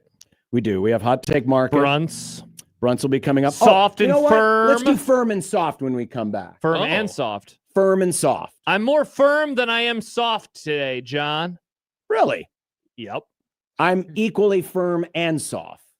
Interesting. Soft. Well, interesting. I think they have things to help out with that, John. Well, we'll find out. Coming up right here. This is Unsportsmanlike Conduct on 1620 The Zone. To remind you that Underdog Fantasy is available right here in Nebraska. And it's football season, and this is the best place to make picks, and playing is so easy. You just pick your favorite players. Maybe they're not your favorite players. Whether they will go higher or lower on simple stats like touchdowns, receiving yards, interceptions, and more. And you can win up to 5,000 times your cash. Josh, I'm already looking ahead to this Thursday night, the opener, Eagles and Cowboys. Yeah. I'm looking at CeeDee Lamb to score a touchdown. Okay. And I'm looking at Saquon to go over 96.5 yards. That pays over 3 times your money. Oh, wow. That's a nice little 2-man right there, one from each side.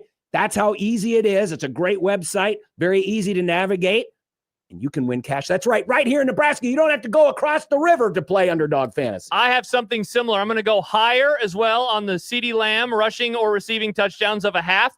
And I'll throw in Mr. Tush Push himself, Jalen Hurts, to also go higher than a half touchdown. That pays almost 3 times your money. Great pay. It is as easy as that, friends. So go to the website today, underdogfantasy.com, and use our promo code 1620TheZone, 1620 the zone right now to get bonus funds, $50 in bonus funds when you play your first $5. Again, promo code 1620 the zone. Must be 18 plus and present in Nebraska. Terms apply. 19 plus and present in Nebraska. See more at assets.underdogfantasy.com for details. Concerned with your play? Call 1-800-GAMBLER or visit ncpgambling.org.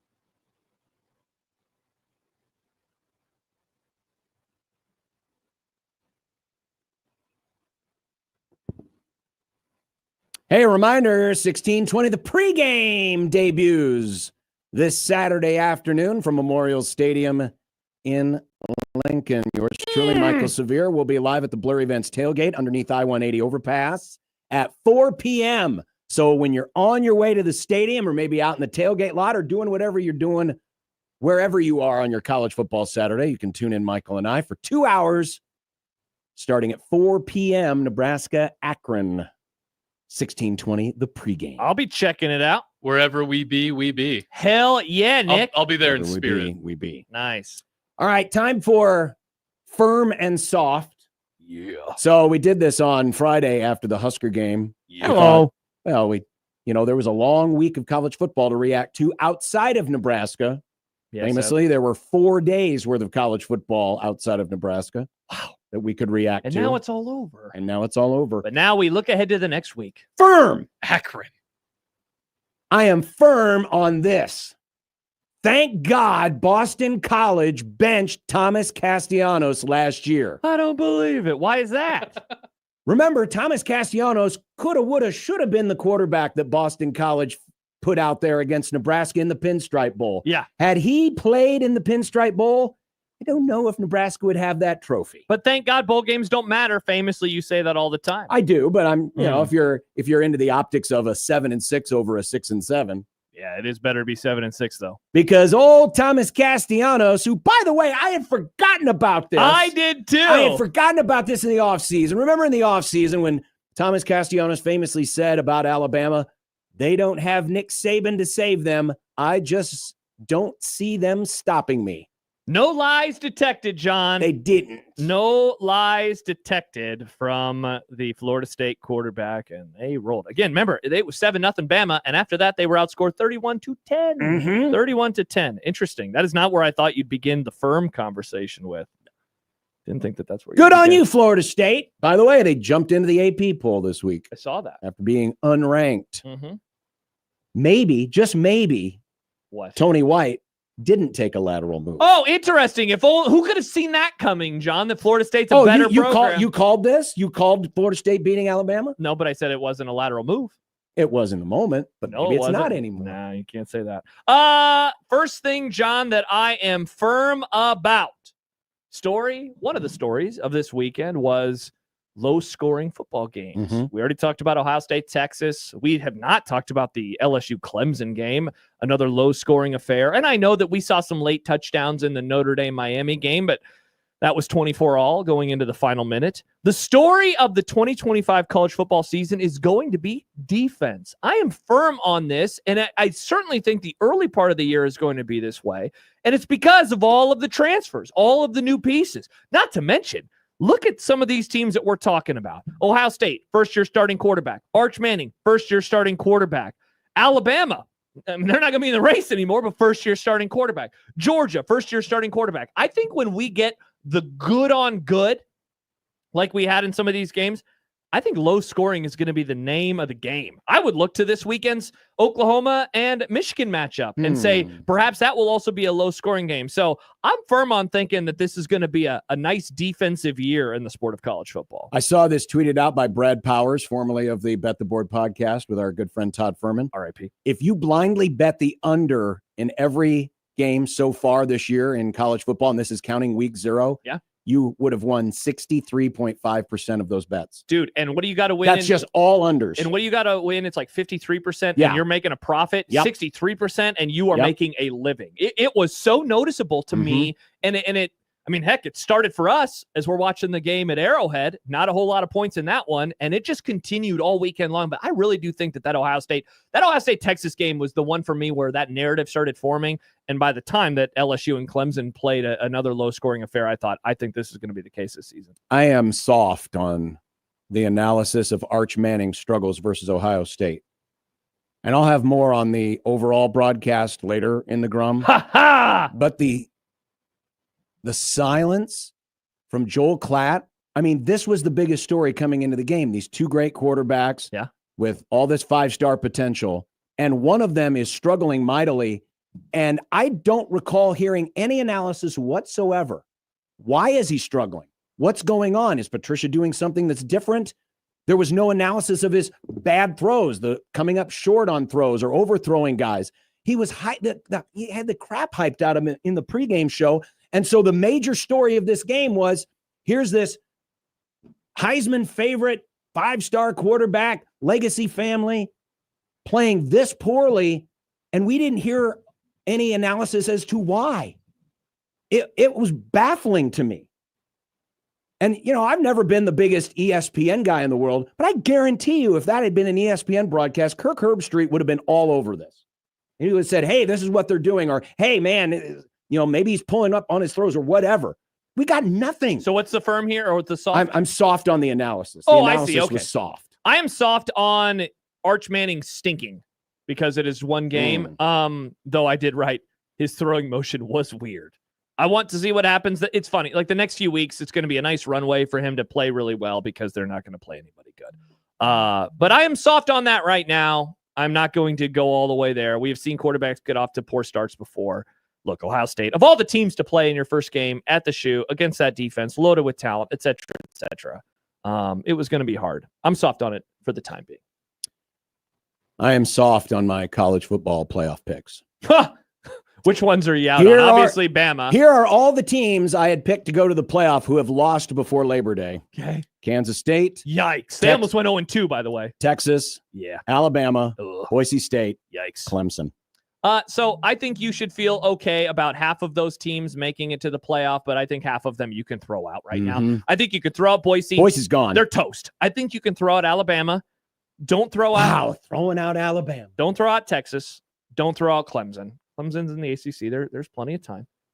Who was the other one? There was one more team. Kansas State. See you later. Yikes. They stinky Nick. Can you imagine going back to Josh from 10 years ago and saying we're throwing out Alabama? I would have wanted to so bad. I always wanted to call their demise, and now that they have reached their demise, it's actually a little pathetic. Kind of sad. It's not satisfying, is it? No, it's pretty fun though. Let's see. I am firm that Iowa isn't going to be different this year. Iowa is the same as they always are. They will win with defense. They do not have the quarterback that people were hoping for. Are we sure that Mr. Gronowski isn't hurt still, or that he isn't still recovering from whatever was going on with his shoulder in the offseason? He ran. He didn't throw the damn ball, though, John. You see those stats? They were stinky. He was not what he was built up to be. They will still be good, and they will still beat Nebraska. They'll still be in Iowa. Inexplicable fashion, but they are not, absolutely not a playoff contending team. By the way, did you see? Because they're at Iowa State this week. Yeah. They have not lost either in Ames or in Lincoln since 2011. Shout out to Sam McEwen. What a stat. Spoiler alert, that streak ends on Saturday. Speaking of soft, I'll throw in, because I had Gronowski listed on here, I am also soft on Nico. Did you see his numbers? Yeah, they were terrible. 11 of 22, 136 yards. Bad. A touchdown and an interception, and they got wasted. There was by Utah. A graphic going around during the game that was like Nico has entered the transfer portal, and a lot of people bought it. They were like, "What? He can't do that during the game." Like the performance was so bad that people were getting duped by something that obviously wasn't going to happen. Yeah, or maybe people are just idiots. Yes, Nick, people are definitely idiots as well. I am firm on what could have been. Nick, would you bring up the video, please? Did you see this? Did you hear about this? Oh, no. Dante Dowdell. Yeah. And Kevin Coleman Jr. as well. Yeah, great list there. Dowdell, watch out. Trying to hit the home run ball. Dante, goodbye. A 78-yard touchdown run for Kentucky.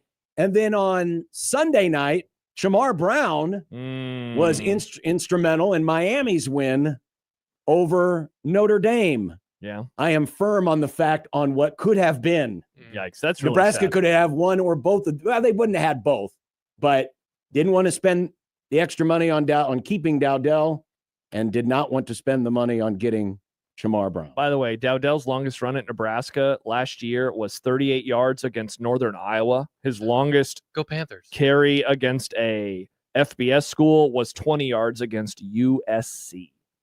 20 yards against USC. Wow. That's a depressing one, John. And I'll throw in one more, a soft one. Okay. David Braun's excuse to not let Tulane wear their white uniforms. Do you see this? Oh, I saw. So, of course, over the weekend, 20th anniversary of Katrina, Tulane, famously of New Orleans, they wanted to wear their white throwbacks in recognition. Because that was what they wore. Because that's what they wore first then. game after, yeah. And Northwestern rejected it because Northwestern was traveling down there. and they got to option of whether to accept or reject. They rejected it, saying they didn't have enough time to make the adjustment. The request was put in over 2 weeks ago. John, the laundry, it takes a while to get done. You know how it goes. Laundry can be difficult at times. You're telling me they didn't have their purple uniforms ready to go? Well, They're dirty. Maybe to save money, they actually got custom uniforms made it from one of those overseas companies, and with the tariffs and everything. Yeah, They hadn't gotten the uniforms from Temu. They only have one set of uniforms. John, when you give a team to get triggered about something very personal and close to you, and then you just kind of give that to them, good luck. Well, if anything, it did give John Sumrall, the head coach of Tulane, a chance to use it as motivation. He said after the game, quote, "Don't disrespect New Orleans ever." By the way, I will be watching Northwestern play football on Friday. Laughing because I love football, John. I can't wait to see them in person. Football, that's trash. John, remember last week during Dumb Debates, we were debating what a sicko game was? What Josh is doing, that's a sicko That game. is pretty sick. Man, I hope you're getting paid to watch that crap. I'm doing it for the love of the game. And yes, I will get paid. There ain't no way in hell you're What do you doing mean? that for the love of the game. I love football. Are I they love paying football. you in Popeyes? That ain't football. I don't think my wife would allow that. Here's a not take. Northwestern is the new dog crap of the Big Ten Conference. Wow, congrats, Nebraska. Nope. Purdue shut out Ball Congrats State. to Purdue. That's Purdue, you're no longer dog crap. Yeah. Now that's Northwestern. Congrats to Purdue. Coming up next, we'll talk with Michael Bruntz of Husker 24/7, get his reaction to yesterday's Matt Rhule press conference and looking ahead to the Zips. Yeah, 1620 The Zone.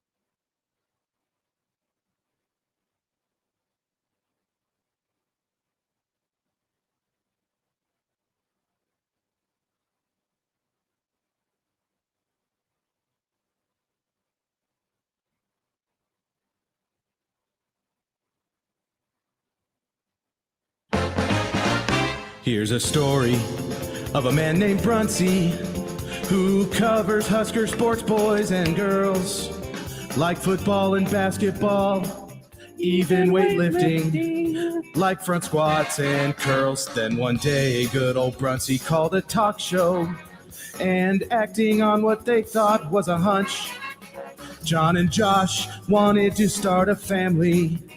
And now we get to talk to Michael Bruntz. It's Michael Bruntz.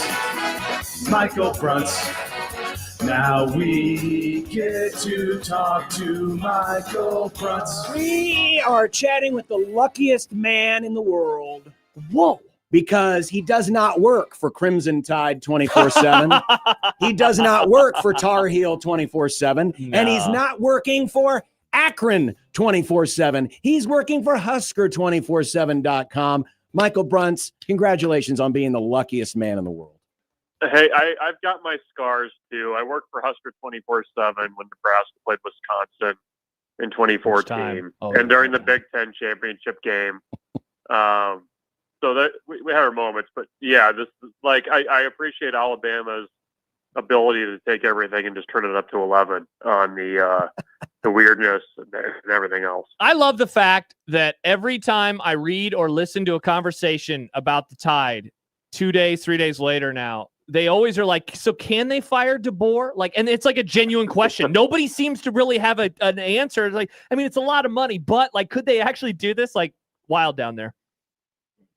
What's the buyout? I don't even know. I should $70 million. But it drops to 60 in December. Oh boy, a real bargain. Yeah. Well, I mean, is that $10 million worth of pain over the next 4 months? I don't know. Geez, that's a lot of money. It's a lot of money. He ain't going anywhere, I don't think. No, and they have rev share, and it's never been a place that everyone always thinks that they were throwing money around. The players that went there often talked about the Saban discount. You go to Alabama, you're probably going to get into the NFL, so it's more of a play on your future than it is your present. So, do they have that kind of money laying around? Quite interesting. Like, what do they do with the coach's office? Because they completely redid it. They did. Whenever he got down there, and the cost of a contractor is going to be crazy, I'm sure, and having to rebuild that thing. So there's a lot of hidden costs there too. Yeah. Well, unfortunately, there was a cost, and it wasn't hidden in Nebraska's win on Thursday night, and that is Janiron Bonner. We speculated that it might not be good, and turns out he did injure his knee. He's out for the season. So what do you think is the impact for the offense? Yeah, that first off, that was a really professional transition there, John. I appreciated that. You're welcome. I think it's going to be pretty widely felt. I don't know that there's one person on the roster that you just point to and say this guy's going to completely fill his shoes. Bonner was, go down the list. What was he? Fullback, H-back, wide receiver, sometime running back, played special teams. I think multiple special teams units. So, Carter Nelson, it sounds like, is a guy that they've decided has the potential to fill some of that probably on offense. He's coming off of the two hip surgeries this offseason and finally is clear and isn't on a pitch count anymore like he was during fall camp. I don't know. I mean, beyond that, I think Dana today said maybe Isaiah Mosey goes in there and does some of that. But that was the tough part about Bonner, was that he was just so unique, not only in what he could do, but what he was willing to do. Because I don't think there's a lot of guys that would kind of just do what he's done during his career, going from a wide receiver to, hey, we need you to be a fullback, essentially. So that's going to be hard to replace. The other part of it is too, I mean, he's a single digit guy. He's got the respect of his teammates, and from just the way that the coaching staff talks about him too. I mean, he's a particularly well liked player over there. So to not have him in there, that's going to be something else they're going to have to deal with in terms of leadership and that kind of thing. So it's not your average injury. I mean, I think he did a lot of things for this team that probably went unnoticed. And now you're going to have to find somebody else to do them or even by committee if you can. Bruntz, what concern coming off of the opener on Thursday do you think is most founded right now, and which one is the most unfounded? I think founded is probably the running back piece of it. What combined fewer than 10 snaps for Mosey and for Nelson, and they were very prescribed snaps, and the play was going to them. So, I mean, I think you're going to need to get a lot of those two guys in the next two games to not only kind of, help Emmett Johnson with what's going to be a heavy workload this year, but also just to see what you got. I mean, I think it's one thing to do it in practice, the other thing to do it when the lights are on and you're, trying to be an every down back. I guess Quentin Ives is also in that group now that he's cleared and healthy. So I think that's probably where I'd go. I mean, I think there's legitimate concerns when they were legitimate, I think, coming into the season, given how little depth there was, proven depth. And I don't think the first game really did a whole lot to, make you feel a whole lot better about what that looks like. But, you've got two games here to at least have some confidence and put those guys in different situations, and hopefully they can find some answers. But I think that's probably that was a bigger one for me than the defensive line and that front seven and the way they played against Cincinnati. Michael Bruntz joining us from Husker247.com. Yesterday, Matt Rhule talked about he wanted to see the backups more, but it was a Dana call, and he said he's going to defer to his offensive coordinator. And Holgorsen today said, listen, Emmett was like the player of the game out there, and acknowledges we need to get those backups in more. Do you think there was that much of a disagreement? And do you think if that continues, that maybe Matt Rhule leans in a little more and says, hey, let's get these backups in? Yeah, I mean, I think we had talked about this on our podcast before the season, that it felt like that Cincinnati game was going to be an Emmett game. Like you were going to have to lean on him more anyways, just because it was the opener. He's the one guy in that group with experience. I don't know that there was necessarily a huge disagreement there. I mean, I don't know that, especially the way that game kind of played out in the second half, that you were going to find a lot of places to kind of seamlessly put those young guys into the game. I mean, if you were throwing, you were going to need somebody that you could trust in pass protection. Emmett was running really hard. I mean, that's the other piece of it, was he played really well. So I think Matt Rhule wanted to see the backups. I think a lot of people probably wanted to see the backups, but you're in a one-score game and you're trying to win the thing. So I would be more concerned if we don't see a lot of them over the next two games. I mean, I think that's where you really need to see what you got. But it's interesting though, because with Matt Rhule 2 years ago have kind of gone hands off on the offense in that way and just rolled with it. I don't know. I mean, I think that kind of speaks to the fact that Dana has total control of that offense, and he was doing what he thought he needed to do to win the game, and get through that one, and then develop those guys in the next two when you get back from Kansas City. Bruntz, one more from me on the offense. Why do you think that they have struggled so much with the big play, and how much of that, I guess, is the opposition versus themselves? Well, I think part of it was the game that they were planning to play against Cincinnati. I mean, they were not going to put it in a bad spot, and they were just going to take what Cincinnati had given them. I mean, Dana had played against Cincinnati before, coached against Cincinnati, and kind of knew what to expect, and that coaching staff. So I think that was more of a game plan decision of look, we just need to get this ball out of Dylan's hands, get it in guys' hands, receivers' hands, and hope they make a play. I mean, I think maybe a little bit of the concerning part is that you didn't have more guys slipping tackles and guys, taking a 4-yard catch and turning it into a 20-yard gain. I mean, I think there's one way to, take deep shots, and Nebraska, I believe, only threw one ball over that distance, over 20 yards, according to PFF. So they weren't even really trying to do it. But I think you're going to need to see more of, Corey Barney catching a short pass, making a guy miss, and turning upfield and going. Lindenmeyer did it a little bit on one of his catches, but I think that's that's what you need to see a little bit more of. I mean, I think though that, you know, when you have basically the whole offseason to prepare for an opponent, they were preparing for Cincinnati about 2 weeks out. I'm sure Dana was probably hammering into Dylan's head, like, just, you know, take what's there. And he did that. I mean, he executed the game plan, but they're going to have to find ways to get chunk plays and kind of narrow that margin of error, because it's so tough to try to do, you know, 10, 12 play drives all the time and expect to score a lot of points. So it's going to have to be there. I'm not too concerned about it yet, because I think the guys that they have at the skill positions are better than what they had last year, but they're going to need to show it here. And I you know, these next two, you got to find some things down the field that can work for you a little bit too, because these are the ones where you're going to win 50-50 balls, and the big plays are going to be there for you. Bruntz, I think one thing that gets lost in all this, and we do tend to nitpick a lot of things, especially if you were one who thought that this was a game that Nebraska should win by at least a couple of scores, and that is the pass defense allowed 69 yards passing. Nice. To a quarterback who last year averaged more than 3 times that per game. And they did so by really not pressuring him a whole lot. They only had one quarterback hurry.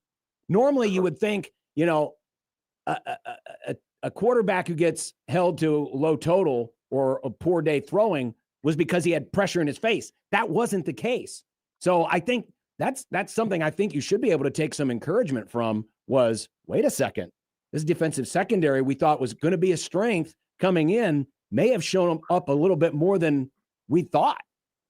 Yeah, I mean, they almost don't have enough chairs back there right now for some of the guys that they'd like to get in the game. I mean, I think, you know, Donovan Jones, Sear Wright, Andrew Marshall, any three of those guys could start most years for Nebraska. And, you know, Sear Wright especially, I mean, Cincinnati didn't even bother with him on his side of the field.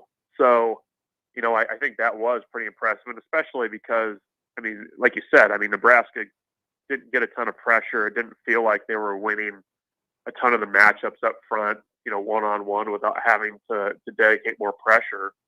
But, you know, you look at kind of how Cincinnati came out of the half, you know, you don't want to say they gave up on the pass, but it really felt that way as the game kind of went along. It was basically going to be, could Sorsby run around back there long enough and make plays with his feet. So, I mean, I think that is a good takeaway from that game, is like, you know, look, like we've been talking all offseason about the secondary and how it was a potential strength and all the veterans coming back. And I mean, that really held up there. And I mean, just kind of looking ahead, I mean, there's not going to be a ton of games, you know, even in the middle of October, where they're really going to be threatened a ton. So that's a group that I think can maybe even buy some time a little bit and help out that front as they kind of work to develop a little bit more of the pass rush.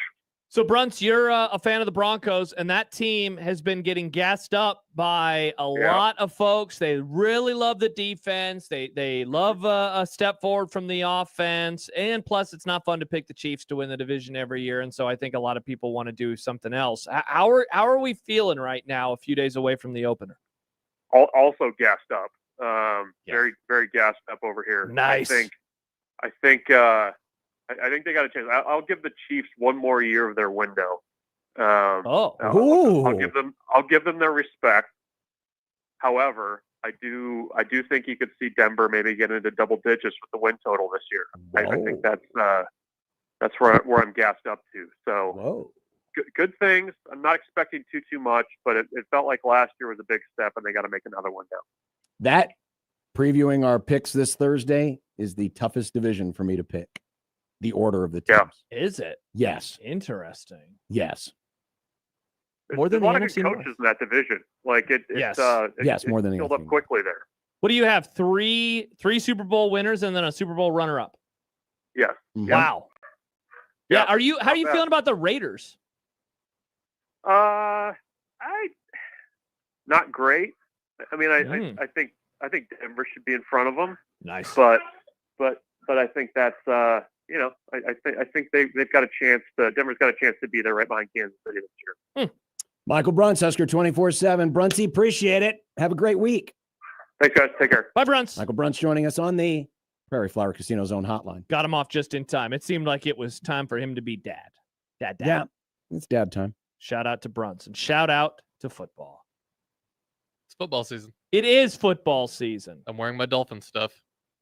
Oh, nice. I am not wearing my Cowboy stuff. I realized I'm quiet quitting last week I'm not going to be able to watch the Dolphins game, the first game of the season. Yeah, you're not a fan. I But am what's a fan. the other reason? It's bachelor trip weekend. You don't want to watch the Dolphins game with your boys? My boys. They probably don't want to watch the Dolphins. My boys don't like It's your football. weekend. There's a whole itinerary. It's a whole thing.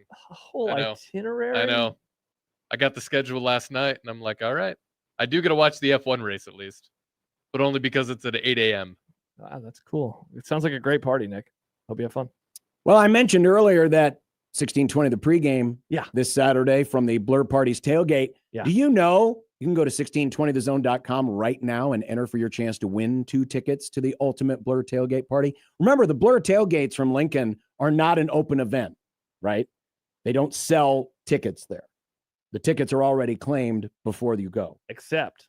But here you could win 2 passes. And not only can you come over and say hi to Michael and myself, but they've got music, they've got TVs.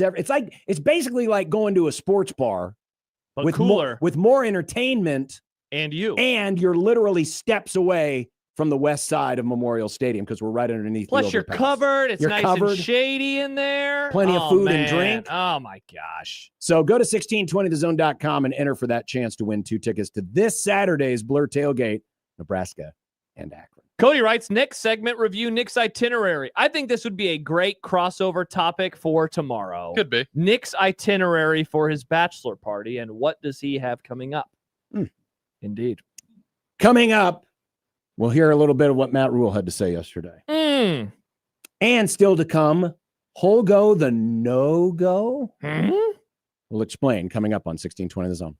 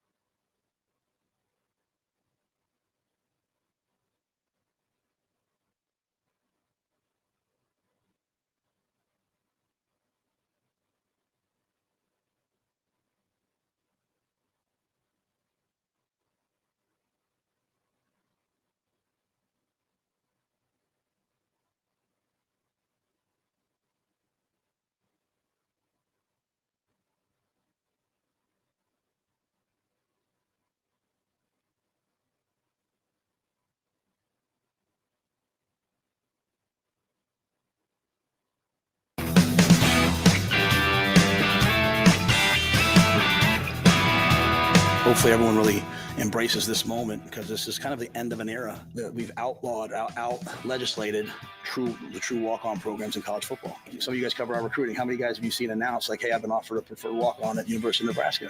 Like, probably haven't seen very many of these this year, have you? Because I don't want to make a promise I can't keep. There's kids that love this place, that this will be the last day they put their pads on and go out there to be a Husker, all settled in the courtroom somewhere. So it's a shame. It's a real shame. 105.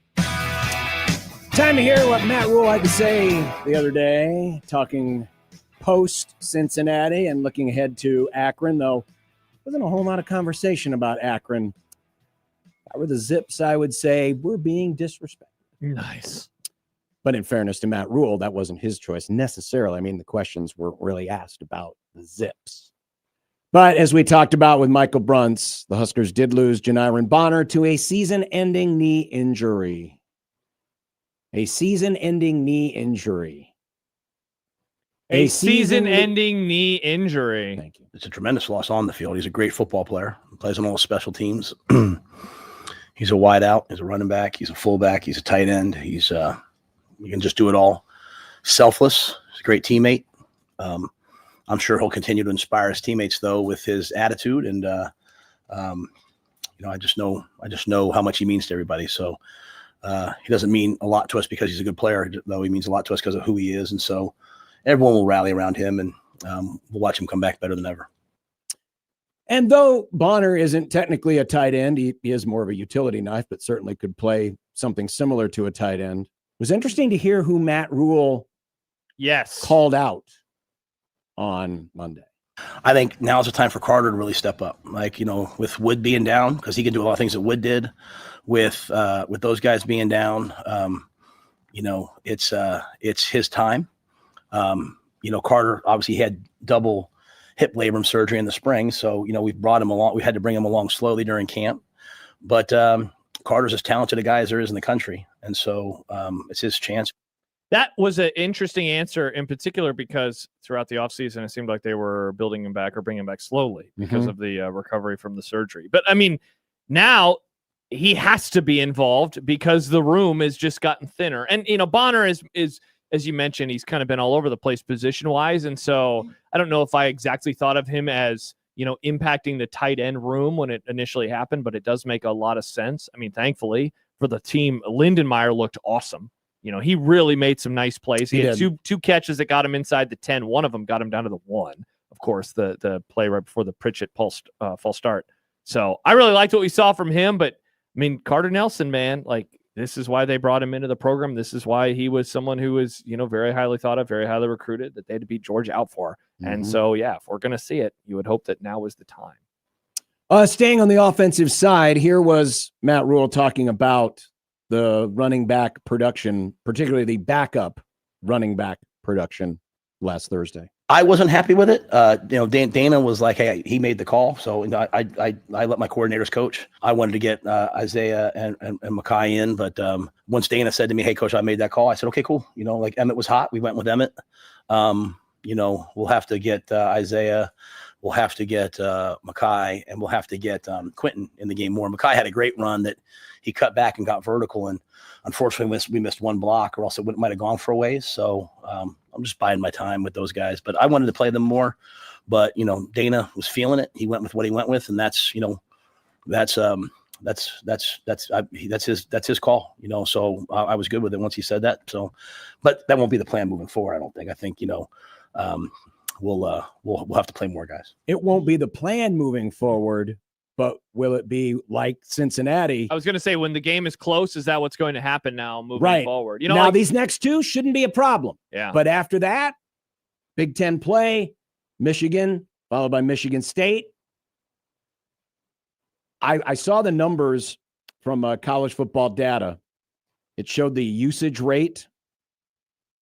Emmett Johnson's usage rate was 44%. Now, to put that into perspective, last year, typically your quarterback's always going to rate higher because the usage is, touching the ball, throwing the ball. Yeah. So your quarterback for a running back is going to be a run and a reception divided by number of plays. Correct. Yeah. And for Emmett Johnson, it was 44%. There was not a running back last year that had over 20% for the season.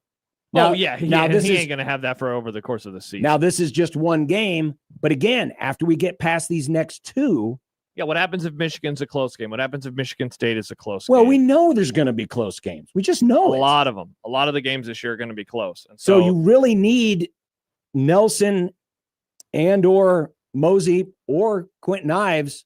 I think we'll see where he is with his hamstring injury, but I feel like if we don't see Quentin Ives in these next two games, that's a bit concerning. Yeah, because when will we see him? Correct. This is something we can ask Sipple about in an hour, but I'm curious as to like what is the proper number of touches. You know, we spent time throughout the entire offseason, and then we did it a little bit more on Thursday on the pregame show, talking about how much it increased once Holgorsen took over. And when he took over, it was at 20 and a half touches per game in the Final Four. And instead, he went north of 30. He had 32 touches. That, of course, is not going to be the regular occurrence. But what is that number? And what is the sweet spot for that number? You know, it's just the trust level that he being Holgorsen has with those running backs behind him, I think is going to be interesting to follow throughout the rest of the year. The next 2 weeks, and I think we talked about it on Overreaction, or maybe we talked about it on Friday. 10 and out, 10 touches and see you later, you know, over the next 2 weeks. You certainly are not going to need him to win these games. Try to keep that usage rate low before you get into conference play, and in particular, a huge matchup versus Michigan before an off week, by the way. So like a real nice opportunity to find out what you have the next two, to go for a win, and then to rest up a little bit and get ready for the back half of the schedule. Speaking of rotations, of course, there was an aggressive rotation at left tackle as well. Here was Matt Rhule on that subject. Yeah, we're not going to do a three-man rotation real long, but, I think everybody had some good plays. Everybody had some plays you like back. I mean, sort of some of the things I talked to you guys about one last week, held true, right? So, I mean, we false started at the 1 foot line, but there were also a lot of good plays too. So, we just felt like everyone deserved a chance to play, and we wanted to put it on tape. I think sometimes you have to see your team versus other teams to see exactly what you're doing well and not doing well. At right tackle, we played just Teddy. We didn't play Tyler. So we'll go through this week. I think the good thing is I think everyone knows that we'll rotate. So they all have to have, they all have to have a chance to compete and practice. And as a player, that's all you can really want is a chance to compete. So we graded the tape, and we'll just kind of look at it this week too. Will the rotation end this Saturday? Will it end next Saturday? Michigan. Or will it continue until the Michigan game? I think are these next two games preseason further tryout? Yeah, in a way, it's like preseason. I think the next two you continue to learn, and maybe it's only just the next one. I think if I am them, I want to know who our guy is by the Michigan game, because that is the beginning of the schedule getting a whole lot tougher. Like a huge positive about the way the schedule broke out, especially now that you have a win in your back pocket, is you were able to learn some things. They had an idea on what to expect from every player on the roster. Now they actually have some data. Now you play against a couple of teams that you're going to wallop, and you can experiment a little bit more. And so you can experiment with that position in a tough game. You can experiment in theoretically some easy games. And I think then by the time you get to the Michigan matchup, I mean, I said it really is like preseason, in the NFL, where these games are going to be ones where you're going to be able to win going away. What about Dylan? What about him? How did he play on Thursday night, Coach? I think anytime you throw the ball 42 times and we don't have a turnover, I'm going to say the quarterback played well. I think there's maybe 3 plays he'd like back. The 4th and 2 that we didn't get. He made an aggressive check, which is, part of the game. And I think if he would have just stayed with the play, he'd be the first to tell you that. So he said that. But I love that. I love the fact that he was aggressive. Like, we want to play that way. Like 4th and 2, we put the ball in his hands. He went and got it. I think what Dylan showed us was the maturity. Like, he's got Patrick Mahomes there, which he obviously respects and is friends with. And he's not out there. He wasn't out there trying to make cowboy plays. He was playing quarterback. And that's what I want. Like, guys, we give him a ton of freedom. He has more freedom than most quarterbacks in the country probably have. And so, and he's right most of the time. And, he's right more than I would be. So I'll take it. So I thought he played excellent. Completed a lot of passes. He did. Completed a lot of passes. So he was efficient in that regard. an efficient offense in terms of, moving the ball, the yards per play, all those types of things. But it was an offense that just didn't have any big plays. One play over 20 yards. They averaged 4 last year per game, which was also not a good number. So 1 is terrible. I know a lot of the criticism is kind of how I feel. Like, I just want to see him drop back and rip it. I think that he is at times too risk averse, and it results in, again, a very good completion percentage, but still, like, 2 touchdowns, no picks, 80% completion percentage. Like, those are great numbers in a vacuum. Sure they are. But then you watch it and you're like, oh man, the offense is missing something. We always talk about that idea of every drive is just so difficult. And it most manifested itself in the second half when Nebraska scores their last touchdown and they're averaging 5 point whatever yards per play. And then Cincinnati right down the field, big play. They score a touchdown. It was much easier for them to cover about the same amount of yards. How can they make it easier on him to cover the same amount of yards? Because, like, they will play better defenses than what they play. Oh, sure. And I think we would all agree with this. He got away with a couple potential turnovers too. The fumble that I still can't believe that he was able to recover, and then a potential pick 6 that was dropped. So that stuff isn't going to happen every game either. It feels like there's a bit of a governor on this offense. Now, that's implying that there is potential there for bigger plays, and we'll have a little bit more of that coming up. Yeah. But as you heard from Matt Rhule, he's got freedom. He's got freedom to do different things, more so than most other quarterbacks, according to his head coach. So is that governor being put on by his coordinator? Is that governor being put on by the player himself? I don't know. Yeah. On to the defense. Matt Rhule explaining why Cincinnati was not a great matchup for the run defense. The holy grail of things that, most defensive coaches don't like, or, an excellent outside zone team, a tempo team, and a running quarterback. And Cincinnati is all 3 of those. And Coach Satterfield has been for a long time. So, when you face those types of teams, you build your team differently. You're a 3-4 team. You play with 4 eyes. You make the ball run to the sideline. We don't face a lot of that in the Big Ten. So it was a tough matchup for us in that regard. But we have to play better. We have to get off blocks better. We have to level out our rush better. And, we saw it on tape. We tried to adjust it during the game. But it wasn't like they were, their running backs didn't have 100 yards rushing or 106 yards maybe, so we'll have to it wasn't the traditional run game. It was the quarterback. And I thought he was a heck of a player. He's right. The traditional run back game had less carries than Sorsby did, but Walker averaged 7.5 yards a carry, and Pryor averaged almost 6. Yeah, so they're incredibly efficient at running the football. This was the worst run efficiency that we've seen under Matt Rhule. Over 6.7 yards per carry. Worst ever. Wow, really? Even worse than Indiana last year. Yeah. I guess they threw the ball around a lot. Yeah, Indiana was, but that was also a loss. This was a win. Yeah. And he's right. You're not going to face a whole lot of other mobile or running quarterbacks. But again, Walker and Pryor were efficient. Yeah. And you would like to think that Nebraska could hold everybody to 69 yards passing. Yeah, but that's not going to happen. And that's not realistic. Like they obviously on the pass game, like this was a unit that we talked about a lot, and that was throwing. I remember the earliest of early Cincinnati discussions, whenever that was, March or April. Mm-hmm. What did we spend time talking about? The tight end and being able to throw the ball to an all-conference tight end. By the time we get closer, we're talking about these transfer wide receivers. We did so with their play-by-play guy last week on Wednesday. And so by the time the game arrives, you're thinking, okay, so Sorsby's got some scoot, and they're going to be able to throw the ball. Mm-hmm. Can Nebraska stop them? And instead, there was zero throwing of the football. But the run game, I've looking at the stuff a little bit deeper and watching the game a little bit more. I think if there's a concern, it's that it seemed easier to run the football the later the game went. I actually thought that they did a pretty good job in the first half, certainly in the second quarter. You go look at just the second quarter splits, and you're like, wow, they did a really nice job. But the third quarter and then the fourth quarter, that was when Cincinnati was able to get their biggest gains on the ground. The biggest play of the entire night happened late in the game, that long rush from Sorsby.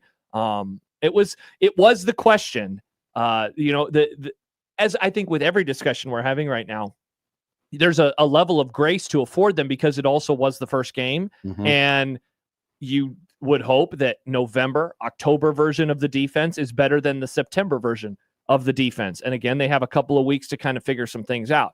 Michigan, the box score doesn't look pretty in terms of how they won on Saturday night, but they're a team that can run the football. And we're going to learn a ton about them against the Sooners. Yep. And then we'll learn a lot about Nebraska in a couple of weeks, 2.5 weeks when they play them, because again, it's a team that can run the football and has a mobile quarterback. And there are other mobile quarterbacks on the schedule this year. So just something to keep in mind as the year unfolds. It was also a defense that didn't, like we talked about with Bruntz, didn't create a lot of havoc.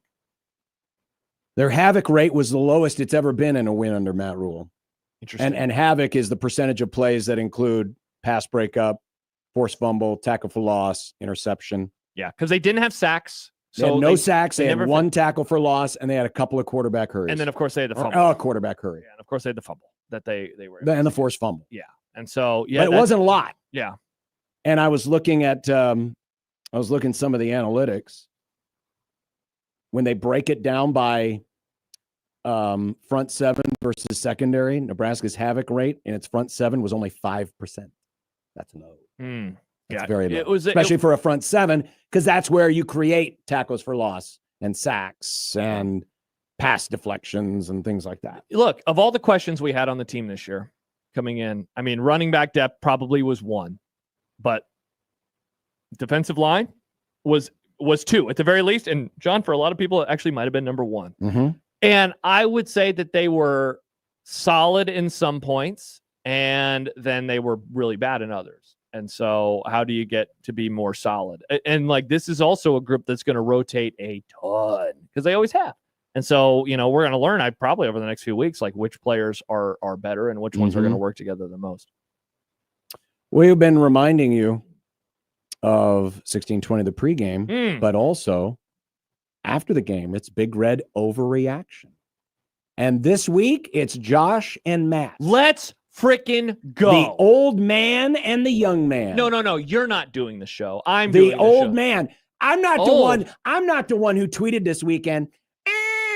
I miss the old ABC college football music. Yeah.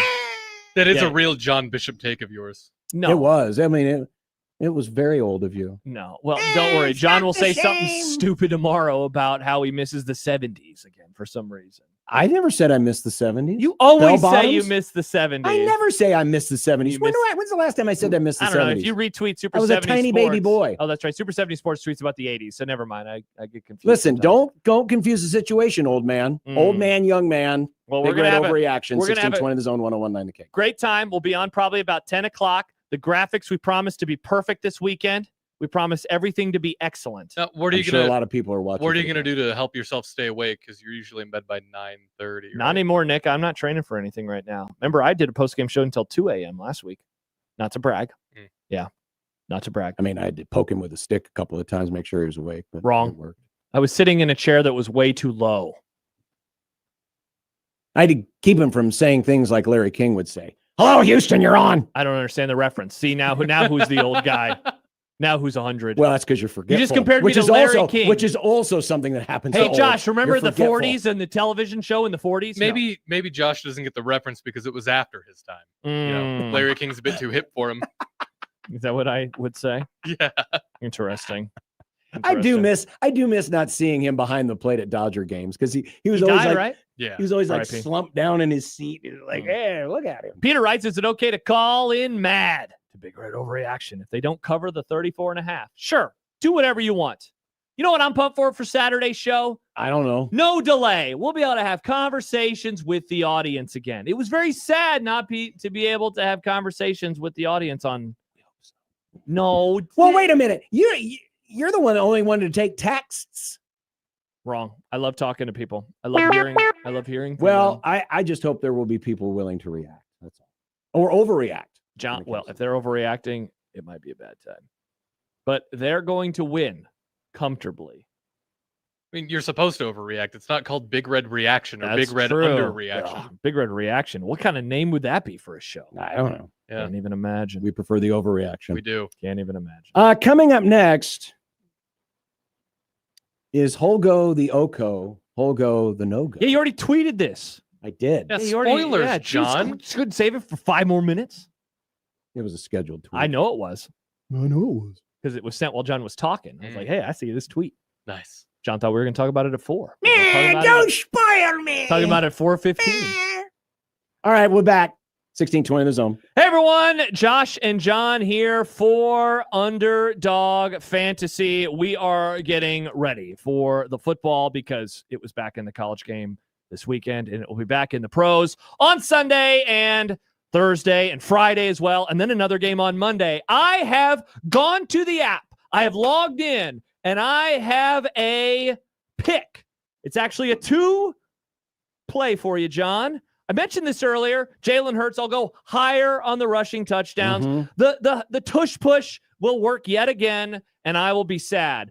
Let's go, though, as the Cowboys trail in this game with CeeDee Lamb higher than 6.5 receptions. The payout on this one is almost 3 times whatever you want to do. All you got to do is go to UnderdogFantasy.com or the app. Underdog Fantasy is your daily fantasy fix. For example, tonight, Cubs and Braves. I'm going higher on Shota with 5.5 strikeouts and lower on Ozzie Albies hits under 1/2. And that pays over 3.5 times. And you get to play right here in Nebraska. So download the app today, Underdog Fantasy, sign up with the promo code 1620TheZone, and score $50 in bonus funds when you play your first $5. That's promo code 1620TheZone. Millions of fans have already won billions making picks on Underdog. Will you be next? Underdog, make picks, win money. Must be 19 plus and present in Nebraska. Terms apply. See assets.underdogfantasy.com for details. Concerned with your play? Call 1-800-GAMBLER or visit www.ncpgambling.org.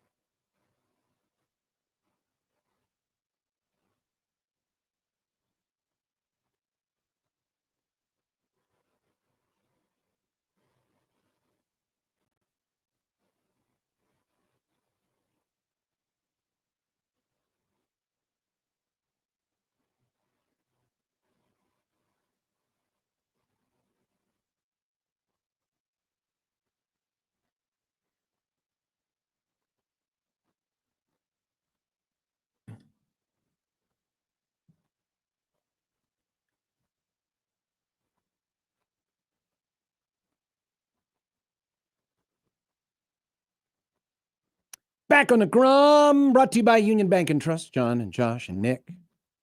Did you see this? This just came across the old wires. Penn State is the latest program to eschew the swoosh and join the three-stripe life. Penn State is switching to Adidas. I saw this. Flowery language there, John. This is the second major school to do so in the last couple of weeks. Remember, Tennessee, that's right. signed the biggest deal ever with Adidas. Now, it does not say here in this On3 story whether or not this deal is going to be bigger than Tennessee's, but they're a bigger brand than Tennessee, so I'd figure so. Well, they're a bigger football brand, but Tennessee has basketball. Yeah, Tennessee's more broad-based in sports. I mean, Penn State's really football pilled and volleyball. And volleyball, that's true. But Tennessee, baseball is good. Women's basketball has historically been good. Men's basketball has been really good. So, yeah, I think Tennessee is a bigger brand overall than Penn State. Man, it'd be cool if Nebraska got offended by all the money that these other schools were getting and they left for Nike finally. Gotta be Well, great. remember, and this is why I bring it up, Nebraska's got, I believe it's 2 different what they call look-ins in the contract they signed with Adidas a few years ago, where basically they can go and renegotiate. And so the Tennessee deal and this deal, you wonder if Nebraska is going to be able to get something better for themselves before their existing contract expires, because that they have those look-ins that they have inside that contract. What if Nebraska just zigs and goes for Puma or Reebok?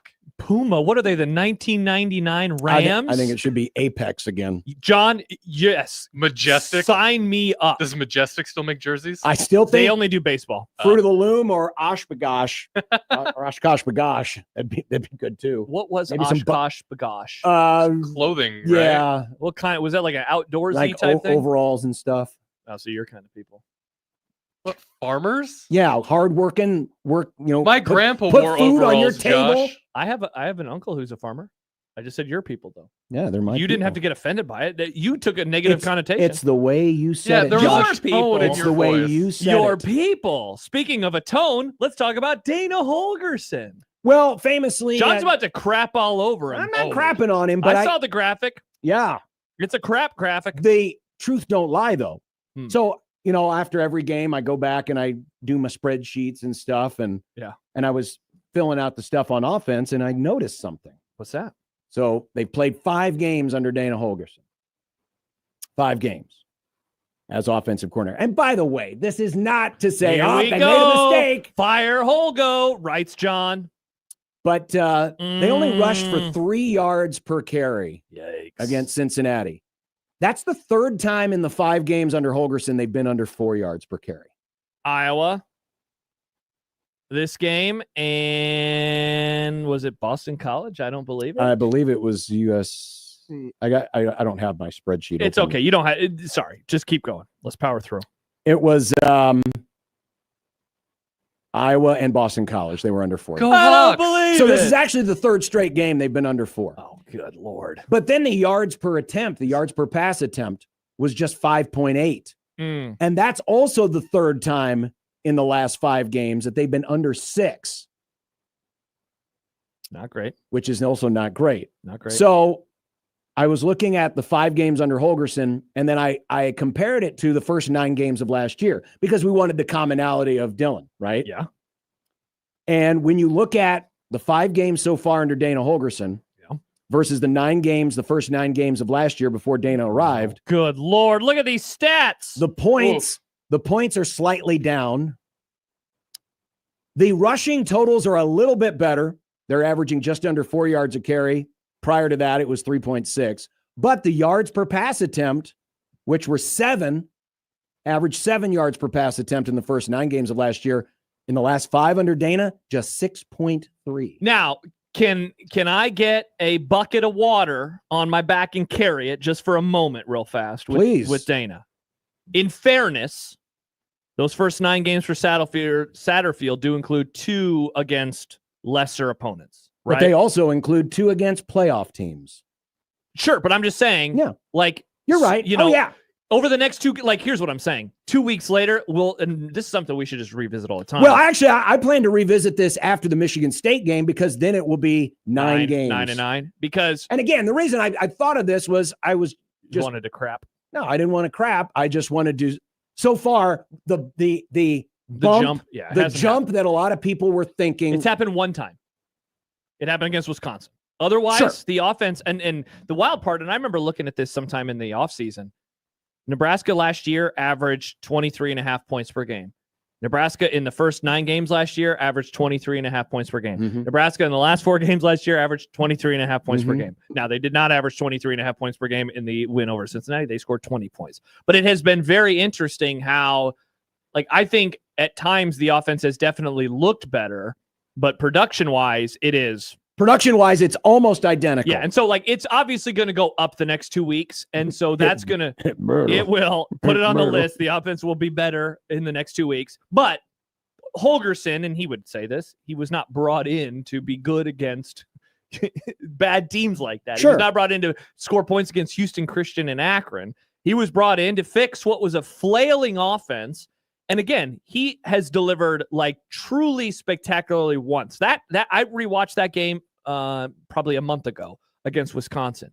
And dude, the run game was hitting, the pass game was hitting, they were getting big plays, they were flying around. That is easily Dylan Raiola's best game as a Nebraska starting quarterback. That is easily Emmett Johnson's best game as a starting running back. They looked good in that football game.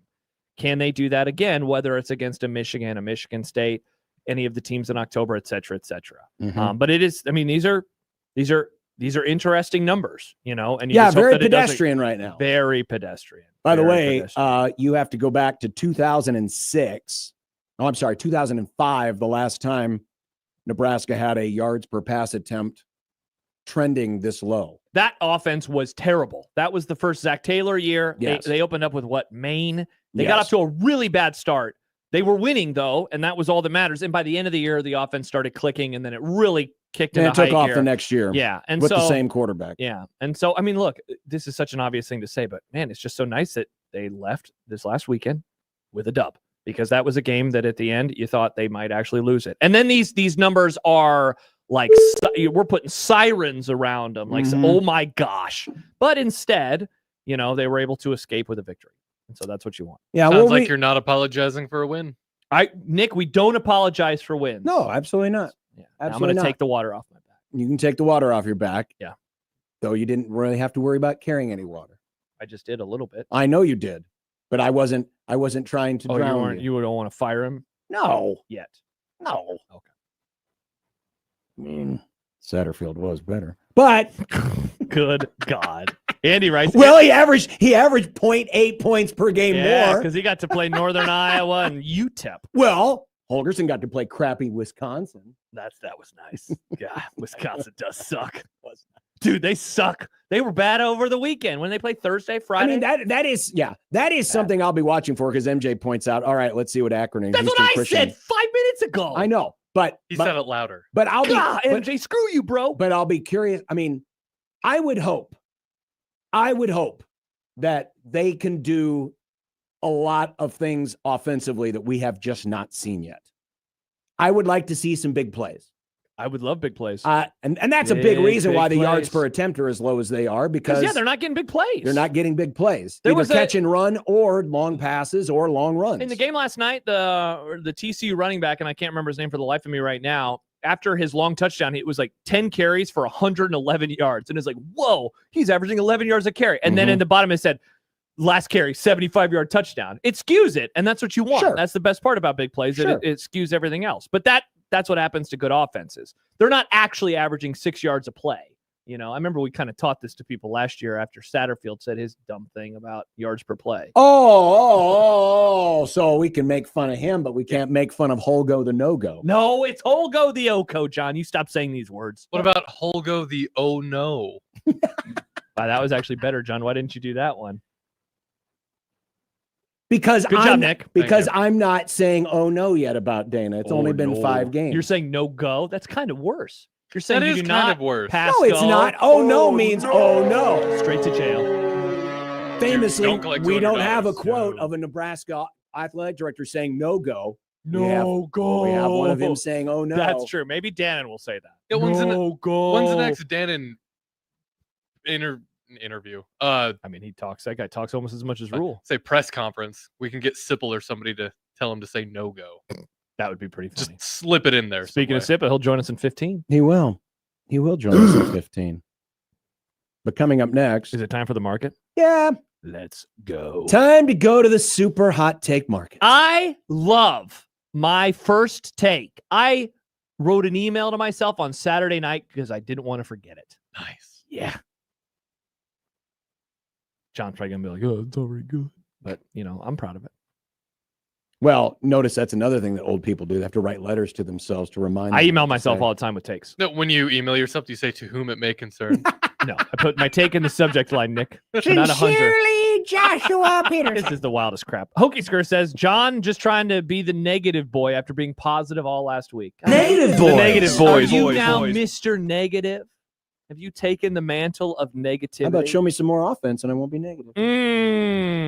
Challenge accepted, I hope. The super hot take market. Away we go. 1620 the zone.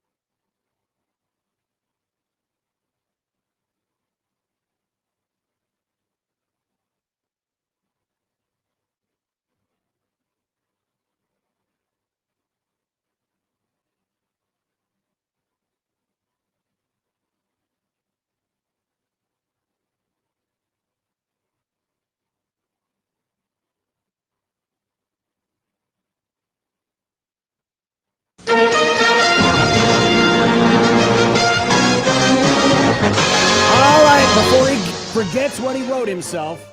I already have it written down again, John. Are you in the This day is a old, weird bit. You're on the day Bad old bread bit. section there, old man Josh? This is a bad bit. Writing emails, reminding yourself of things. It's how you stay on top of stuff so you don't get confused. I don't want to be like you. Oh, I forgot. I didn't forget. I forgot what I had to do. It wasn't. Is in this my- your it stalling wasn't tactic in- because No. you've already forgotten what you wrote yourself? Oh, it's right there. Go for it. Hot take, I believe.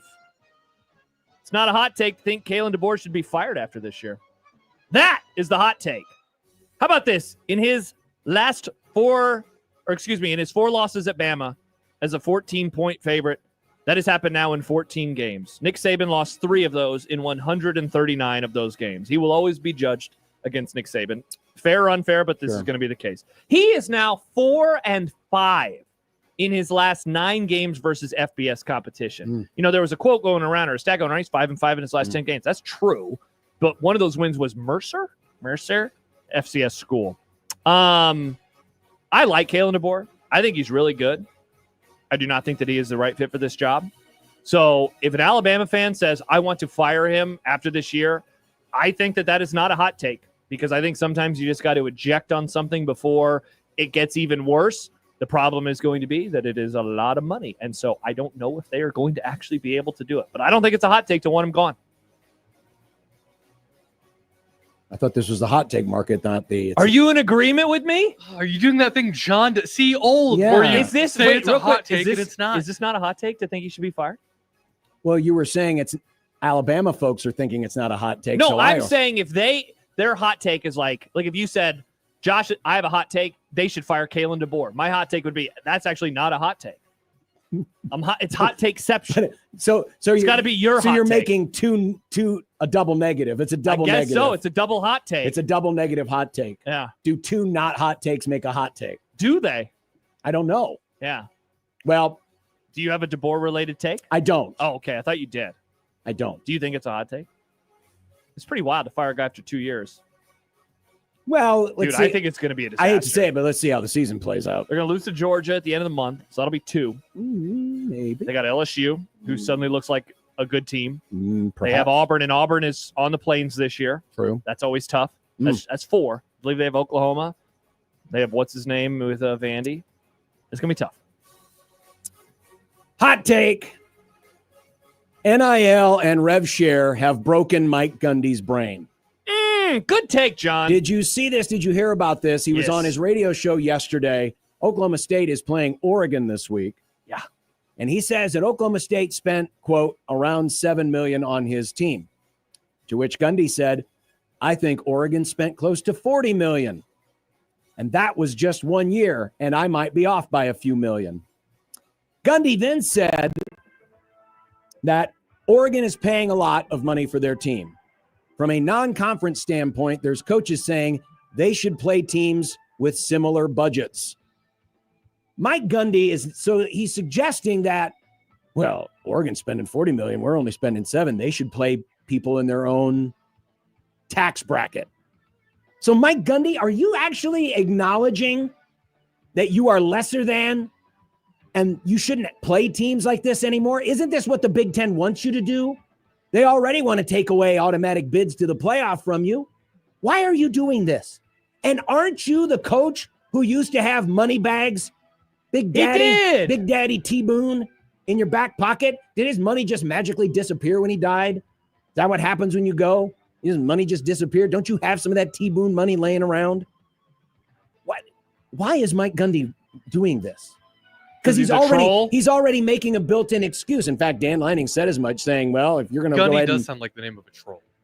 Are you? Gundy the troll. He's already making excuses for when they lose. Maybe to that's Oregon. what he's doing. Maybe he's just making excuses. Our roster's not as valuable as theirs. So he's basically doing the John Sanders route, because John Sanders used to make excuses all the time about Nebraska baseball. And what happened? He got fired, and they brought in another guy, and they won. They did win a lot of games. Now, Nebraska baseball didn't have a $40 million roster, but neither does Oklahoma State, apparently. But poor Mike Gundy.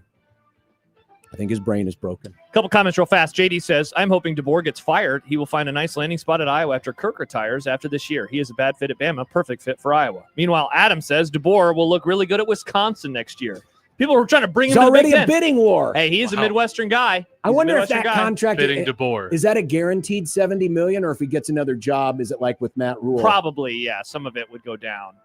I think that, or could Iowa just say, "We'll only pay $100,000, and then you can keep all that sweet Alabama money"? I'm pretty sure it would, because I read something this weekend that they would not have to pay it to him up front. It would be like $800,000 a month for X amount of years. So tough. I wish I made $800,000 a month. That'd be tight, Nick. Hot take: I also believe the Bill Belichick era will unfold like many people thought the Coach Prime era would. And I mean that in all of the ways. There is drama galore with this program, and there has been for months, which, like, quick aside, that is still the thing that is most flabbergasting to me, is that Bill Belichick is coaching a team that it's about everything but the actual ball. But then we got to watch the ball last night. Okay, so point one, they're going to be like Colorado because of the drama. Point two, they're going to be like Colorado because they're going to suck on the field like we thought Colorado would.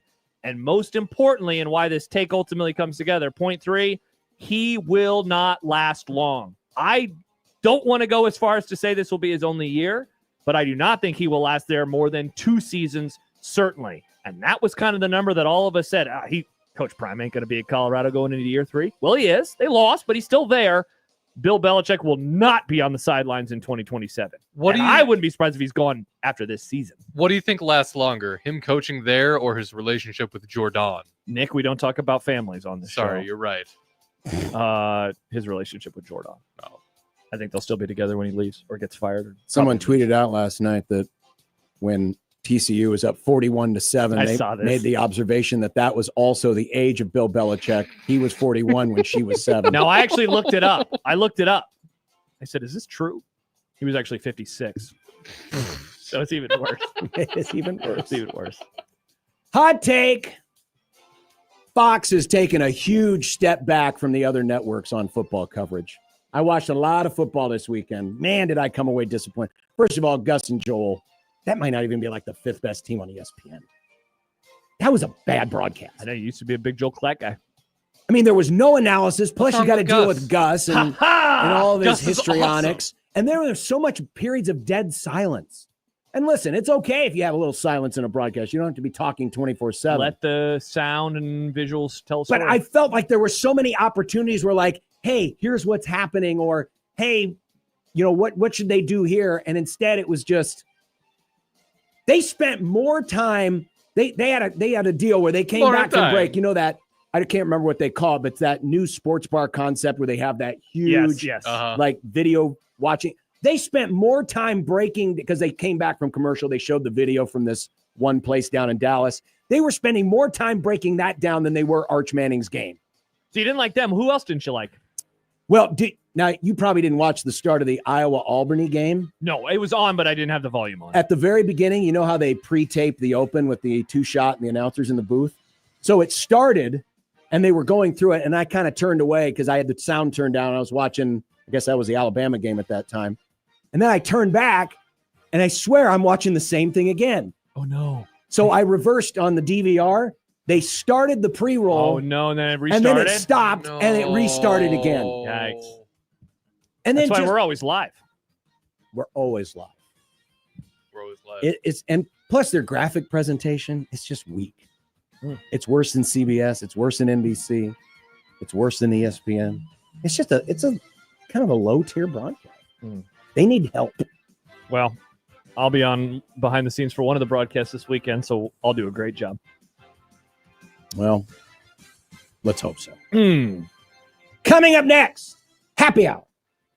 And it's Tuesday already. Can't believe this Monday's flown by so fast. Golly, man, it felt like yesterday we were just talking ball with each other for 4 hours, and now it's today. Which means it's Stephen M. Sipple Day. Wow. Find out what the old man has to say next on 1620 The Zone.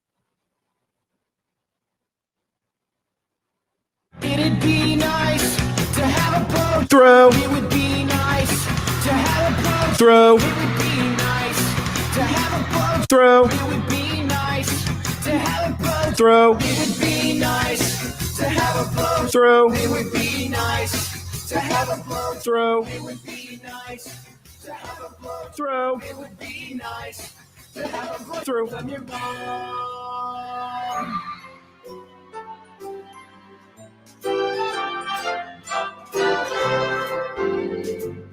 Sipple the snowflake is one old triggered soul with reading glasses sitting on his nose and takes that really blow.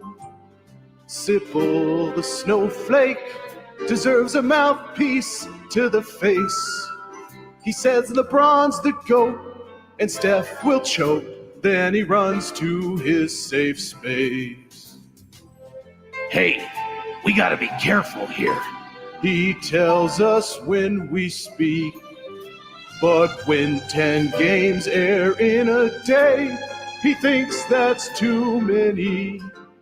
Oh, Sipple the snowflake says words like mature. He's a blogger now and an honor too, and also really old. What on earth? Where is he? We went to break too early. I think he's like, what are you doing? Normally you don't call me on time. You call me at 55. Sorry, Sip. We're on point today. I'm complimenting us, John. We've done a good job today. It's not that much earlier than normal. Oh, well. Oh, well, indeed. He'll join us. Perhaps he's saving you a table at 4:00 dinner. Don't understand this. Of course, he's already eaten, so it's already done. You don't write yourself emails for ideas for the show? No. How do you do? What do you do? Write to them on the remember back of my hand. Is that what you do? Yeah. Let's ask the old man, because if he doesn't do it, maybe this is a young man's thing. Hello, Sipple. Whoa, we're rolling, huh?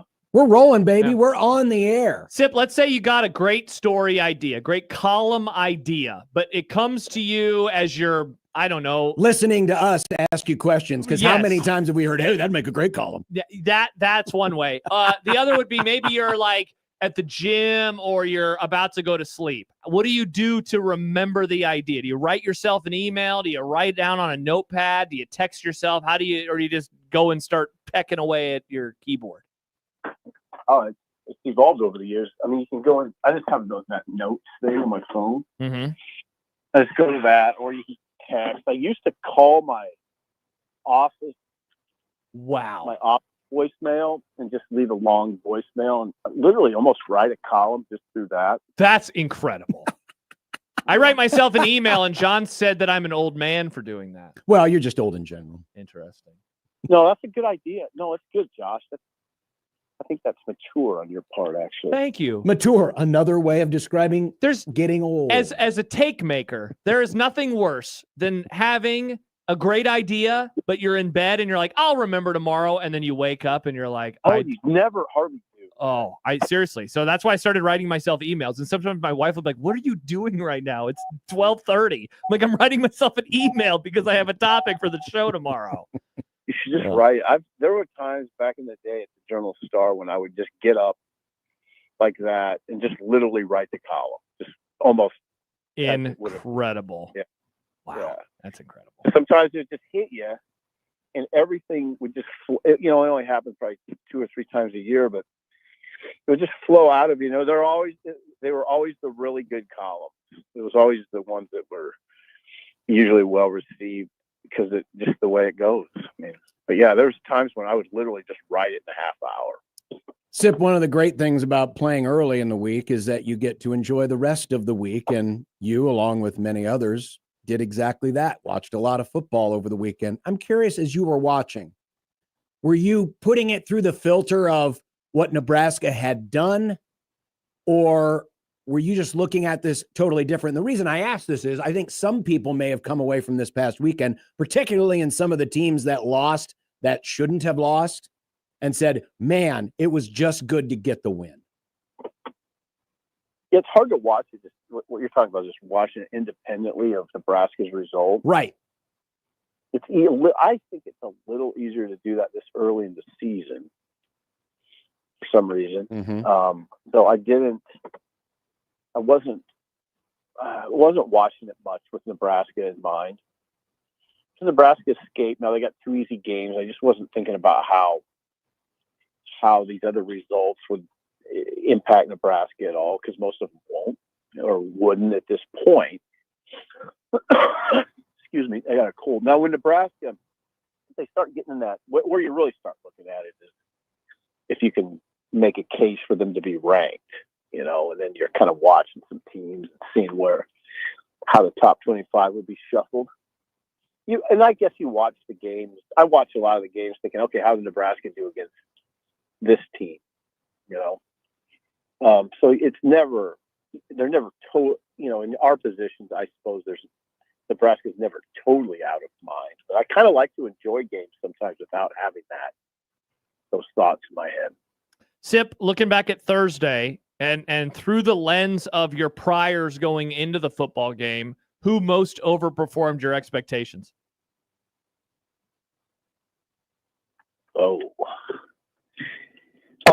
Sierra Wright, probably. Maybe when Williams. Winery, yeah. He would have been my pick. Yeah. I mean, here's the thing. As you guys know, we cover it so closely. So a lot of what happened I expected.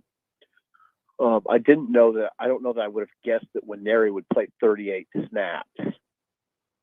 And I don't know that I would guess that Sierra Wright would, I'd almost say, be dominant. He played 48 snaps and they only threw his way once.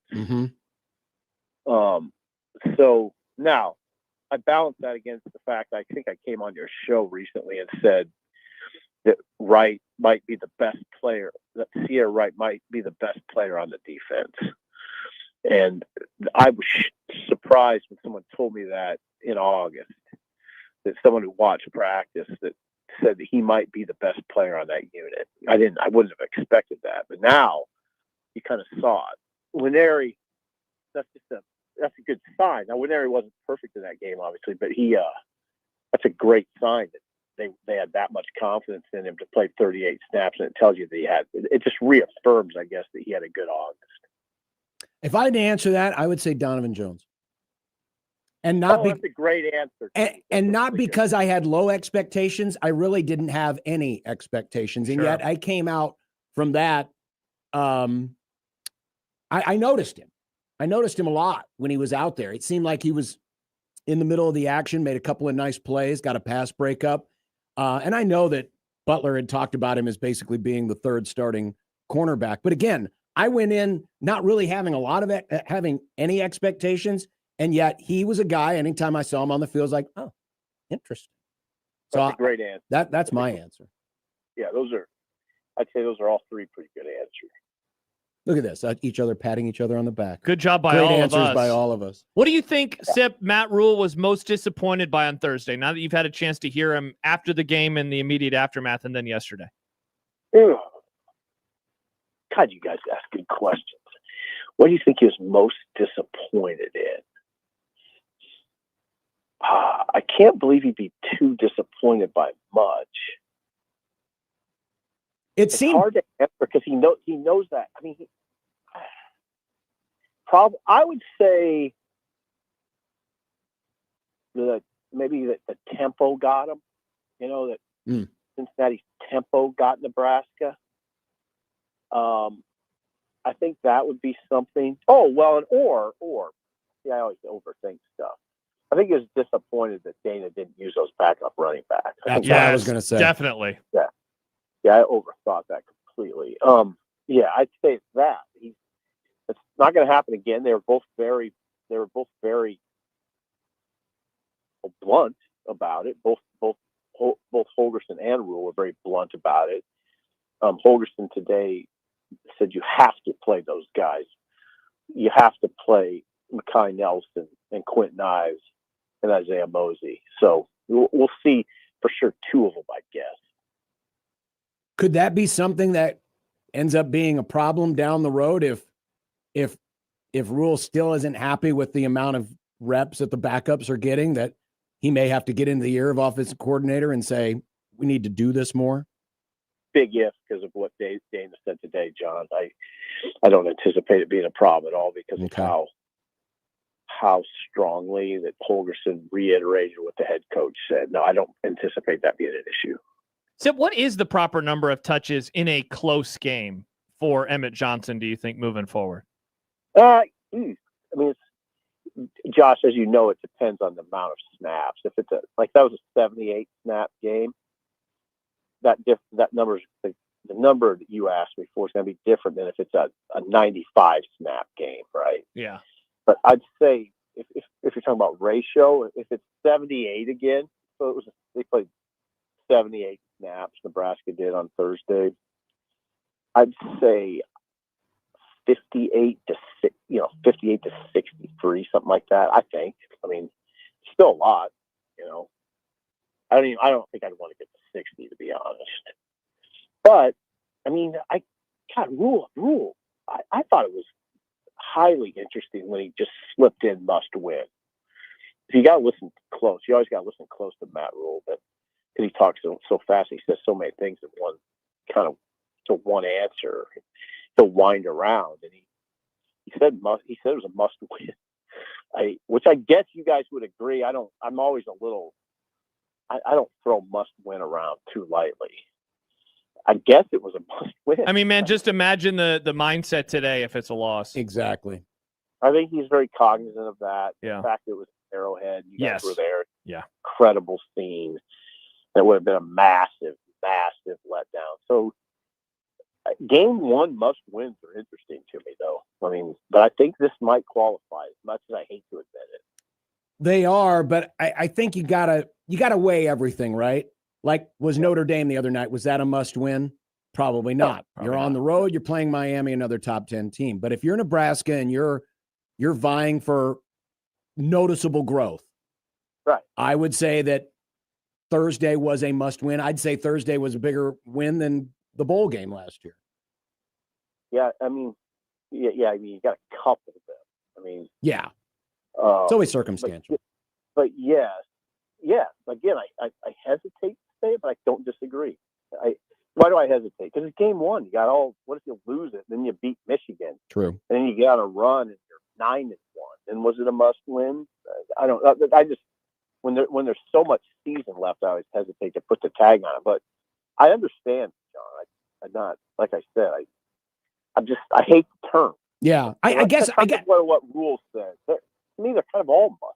Yeah, they are. But I mean, like Josh said, imagine what the conversation is like, because even if Nebraska goes out and boat races Akron and Houston Christian, there's going to be enough. You know what it's like around here. It'd be like, yeah, but it was only Akron and Houston Christian. Wait till Michigan gets here. And so it kind of becomes like a 3-week long death march in a way to, the Michigan game.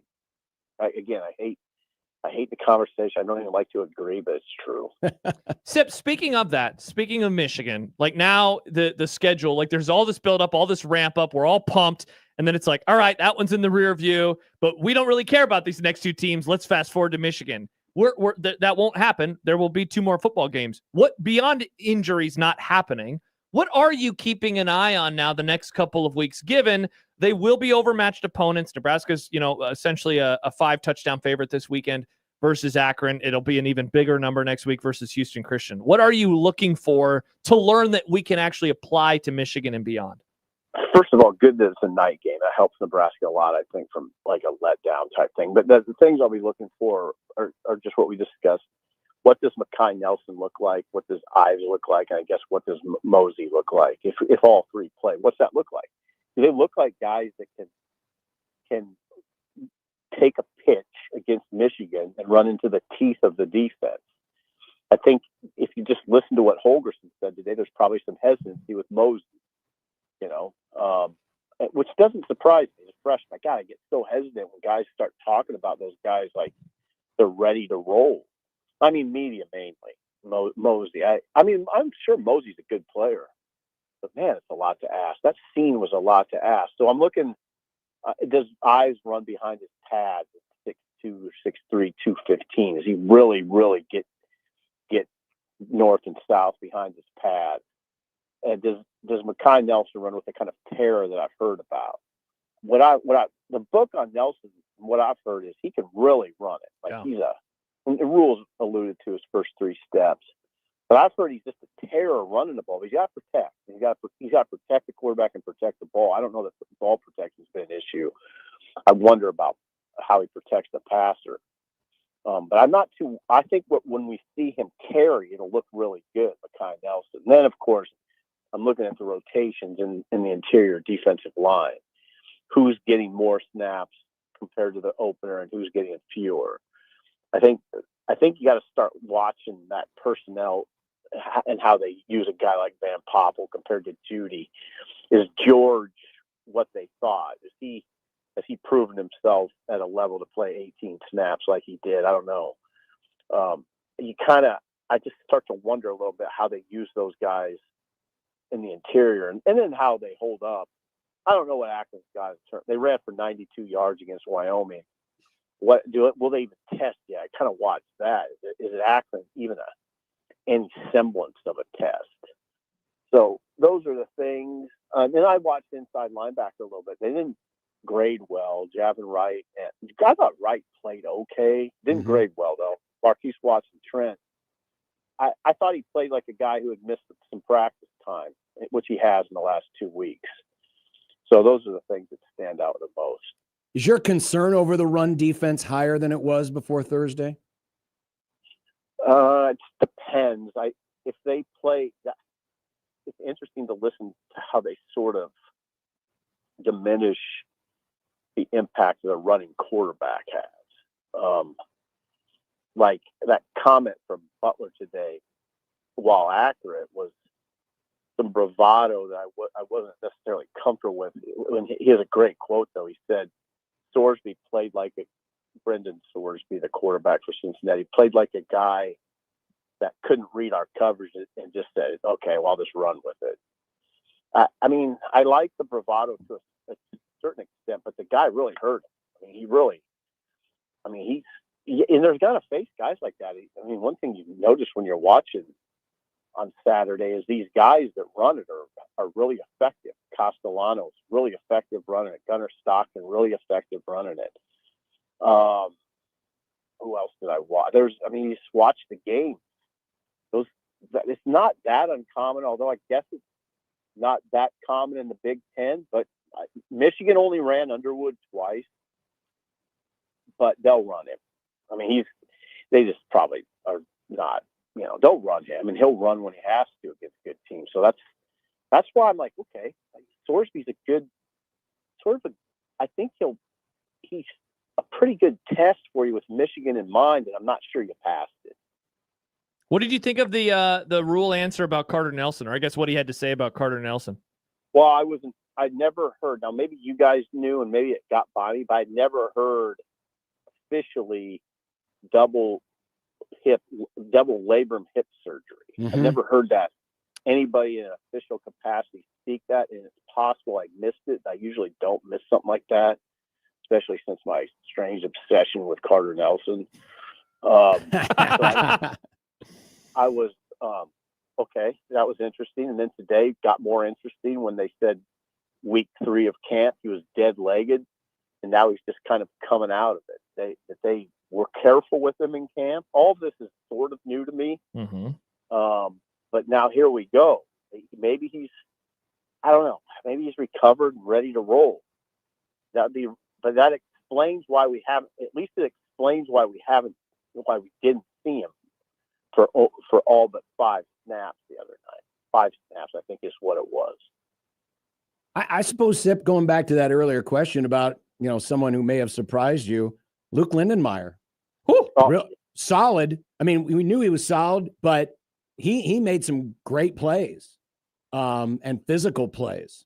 Looked like a really, really solid tight end. And that's another dude that, if you can get some productivity out of him, especially with he's supposed to be the best inline blocker they have.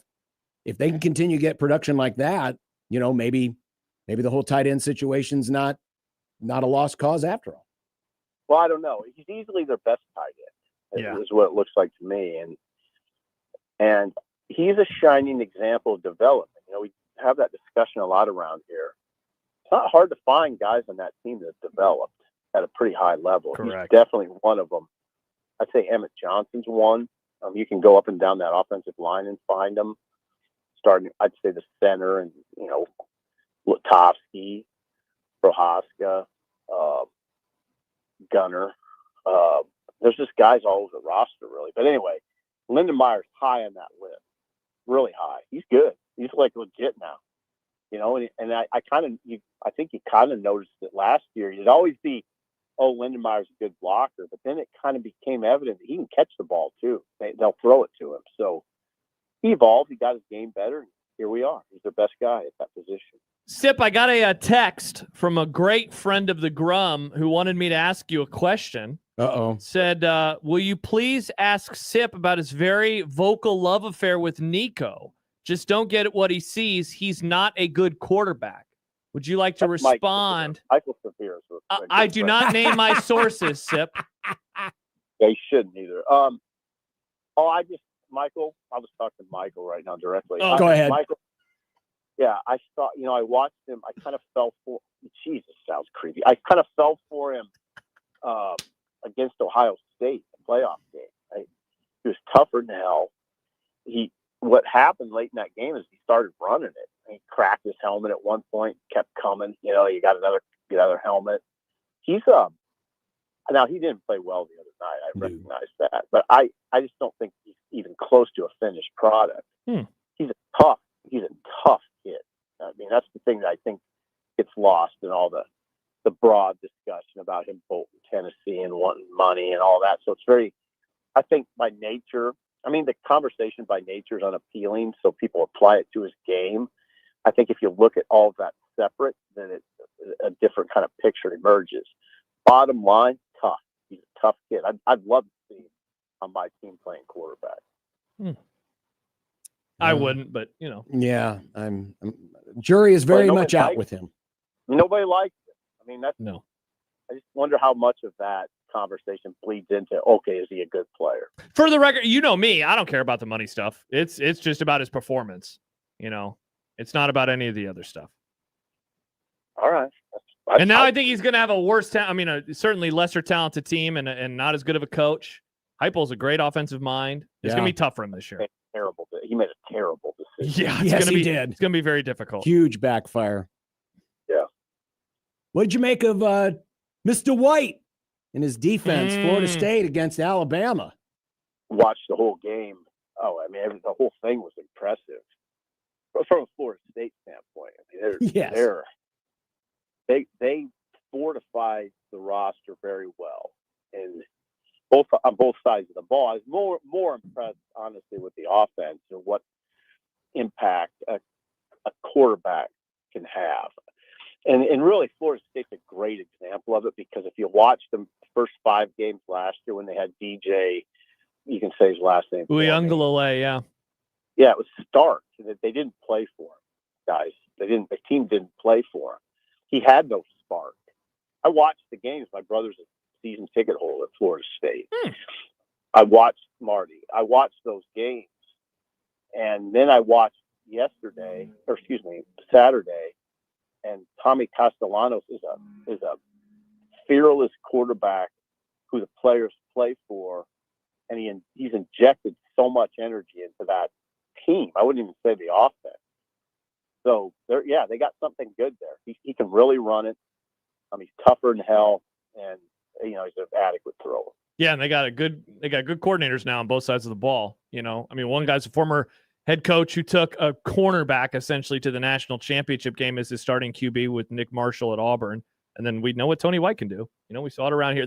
It reminded me so much of like game 1, year 1, where it's like, whoa, the defense that looked like garbage last year is suddenly flying around making plays. Yeah, it was impressive. Yeah, and the scene was impressive. Yeah. And Alabama was, I don't know what's going to happen. It's not a good scene, though. The guy, I'm not overreacting. He's 5-5 in his last 10. He lost to 4 unranked teams, and they got battered up front on both sides of the ball against Florida State. That's the thing that's most telling. They got beat up front on both sides. You could see it, and then it materialized statistically. Yeah. How about that ACC? Except Clemson. Except How for Clemson. about at ACC? And North Carolina. Well, we don't count them anymore. That's just a basketball school. Nice. That's just a basketball school. Mm-hmm. Sip, have a great rest of your day and week, and we'll see you at the big house on Saturday. Yeah, it was good to see you guys. The kind of the 16-20 takeover at Arrowhead.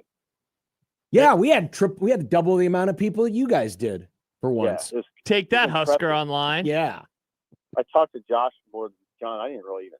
You never even graced me. He doesn't talk to people. He just sits in his own world, stews. Well, I didn't know you were up there He was right behind us. until later when I looked up and I saw Rob, because, Robin had that great line about the first punt of the game, and he did. Was right there on the bunny. He nailed it. What was that? What was this great line? Well, we asked him to set the line on Archie's first punt. So set the number, and then we go over under, and he set it at 41.5, and there was like a 42-yard punt. It was incredible. Yeah, it was amazing that he came up with that line. If you would have saw the circumstances with which he was when you were interviewing him, we were driving around this area of Kansas City looking for Abby's Hotel, and he was stopping on the interstate. And I was just like, okay, you're doing this radio show right now. Huh? That's interesting.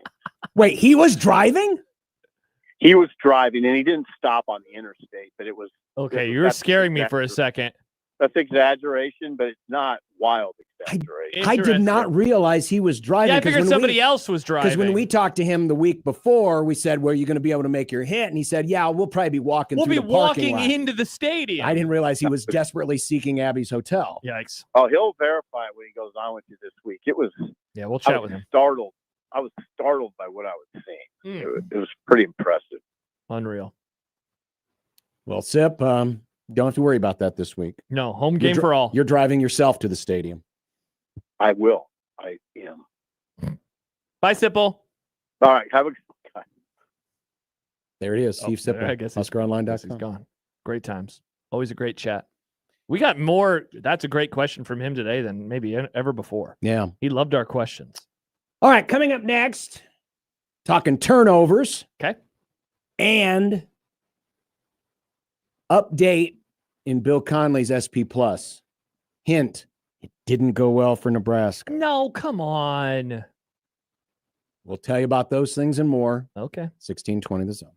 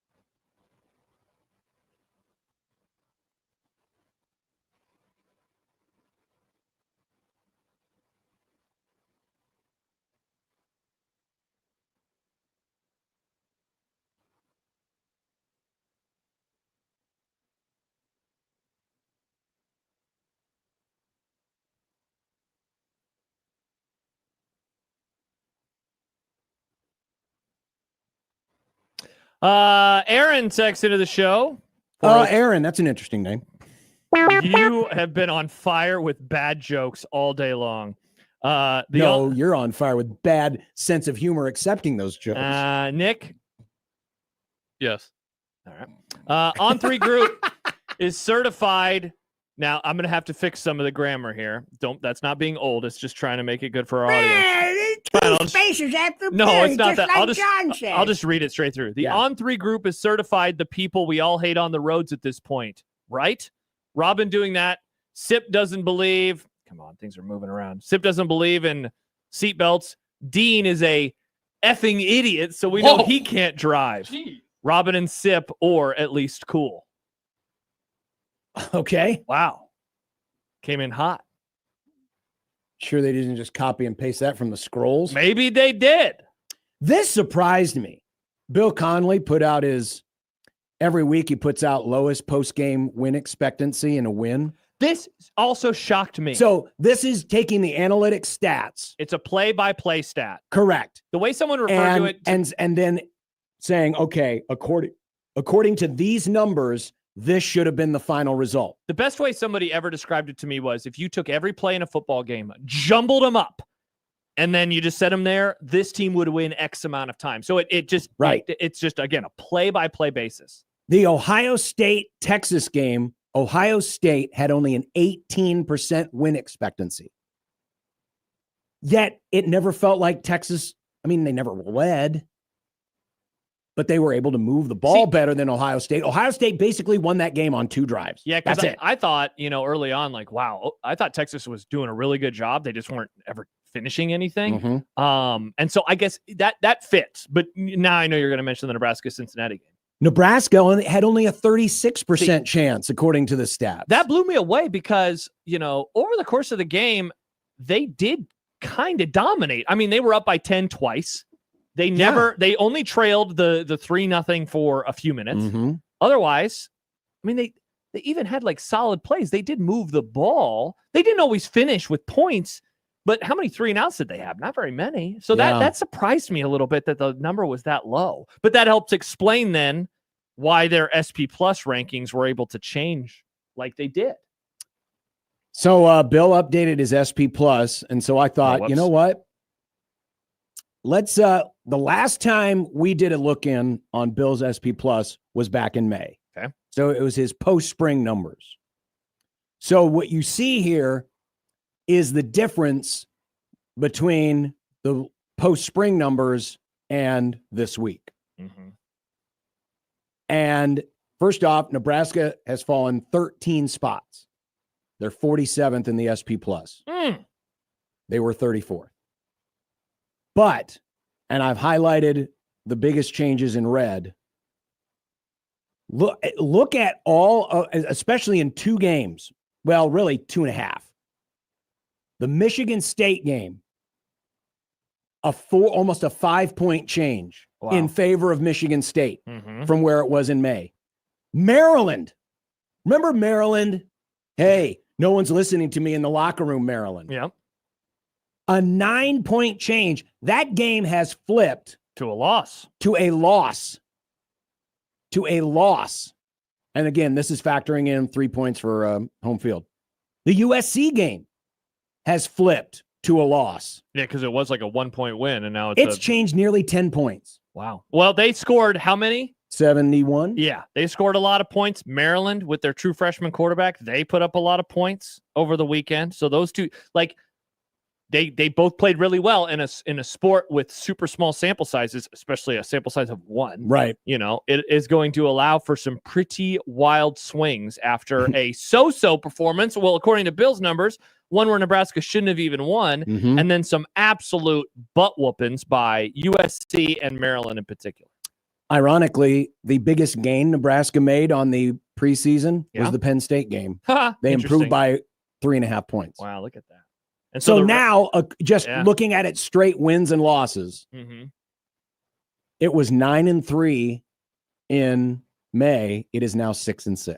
Wow. Because 3 games have flipped. Maryland, USC, and Iowa. Max, right? This all feels super knee-jerk reaction. Obviously, algorithm needs more data for sure. Yeah, and Bill would be the first to tell you. Now, like, remember, this is just though, these SP Plus numbers still have preseason stuff baked in. Yeah, so in a way, Nebraska's kind of lucky if you care about what this means. Sure. They're lucky in that, hey, you got all that other data that is still in there, because if it was just based off of today, it would actually be a whole lot worse. I mean, I looked because he put out his full sheet yesterday.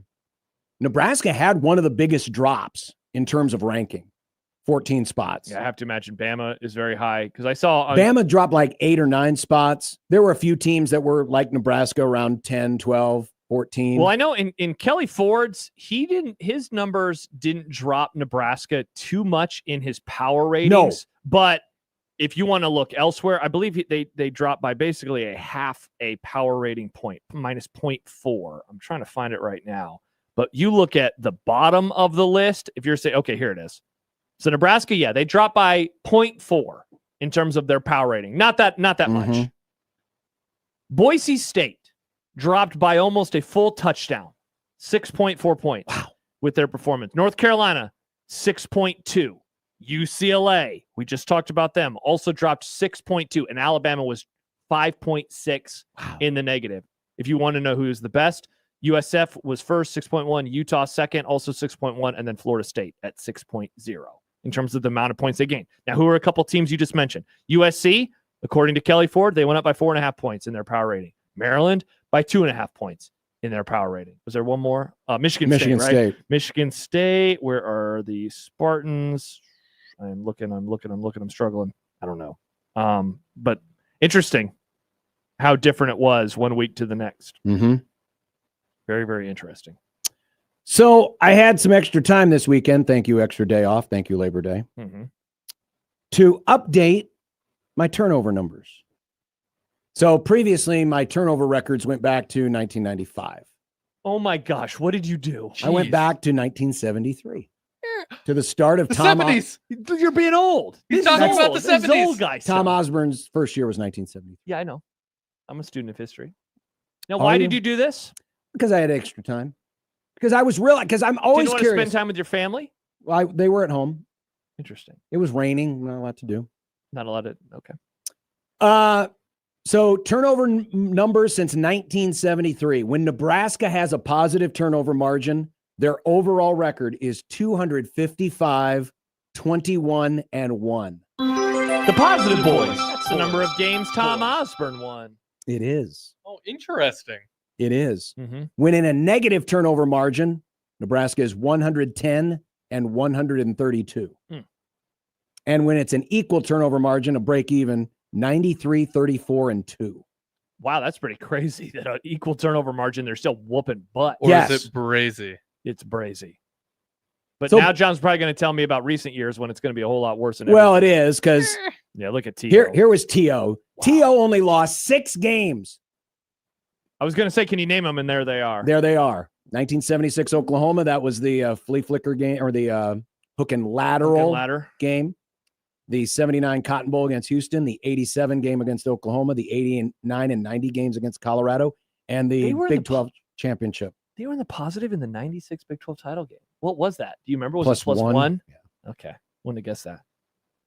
Only 6 times in 25 years when they had a positive margin mean, that they lost. John, we literally could have done keys every week and said, win the turnover battle, and it would have told the story. Almost Now, every single here's the game. biggest difference between Osborne and everyone else. Yeah. Look at the negative. turnover margin, They were still won. 26 games over 500 with a negative turnover margin. As you will see as this goes on, it It's doesn't gonna always get- stay that way. It's going to get worse. Here's yeah. Frank Solich. Positive turnover margin, 35-3. But a negative margin, 11-13. Wow. So the 3 losses, I never would have guessed. So they were positive against Kansas State in 98. They were positive against Kansas State in 02 when they lost by 36. They Can were you positive- imagine how bad that butt whooping would have been without those turnovers? Oh my gosh. They were positive against Texas in 03. Vince Young destroyed them in that game when they lost 31-7. Bill Callahan. 14-3 when positive, but only 8-16 when negative. What's he doing with his arm? Is he blessing Josh's wedding? Nick. First wedding. How about one of the 3 Positive turnover margin losses being the Kansas 40-15 debacle. Again, it could have been worse. It could have been worse. It could have been worse. Put that on a T-shirt. Bo Pelini. Man, people always love using this photo of Bo. Wow. 31-1. Now that. With a positive turnover margin. See, and look at the negative turnover margin. They had so many games. Yes. 45 games where they had more turnovers than Bo's record in break-even games or better was 45-4. That was a huge part of discussion for his teams, was that they just melted down in games and they would lose. Mike Riley. 8-1 when positive, 5-14 when negative. The one positive loss, Penn State in 2017. By the way, if you're wondering what was the one positive Bo loss, the Northwestern game in the first year in the conference, 2011, when Northwestern just chewed up clock. Yes, had a 16-play drive to clinch the game. Yikes. Scofro. Yikes. Oh my God. 11-6 when positive, 4-24 when negative. Pretty bad. He was a pretty bad coach. Yes. They won by 7 this weekend. We don't talk about him, but you see they only won by 7 this weekend. And of course, present day, Matt Rhule 7-1 when a positive margin, 4-10 when negative. They only one positive loss, last year's overtime loss to Illinois. Wow. Look at all those numbers. A lot of numbers. Lotto numbers. Lotto numbers. Lot of numbers. But not lotto numbers. No. Just lot of numbers. Lots of numbers. The key in all this, don't turn the ball over. That's a great key. Get turnovers. Don't give away turnovers. Yep. Put that you in the will win. Key party for Friday. I love Key Party. Coming up in content, someone tried to rank all the top trades in NFL history, and where did they put the Micah Parsons trade? Don't care. And Oregon had a little bit of a problem this week.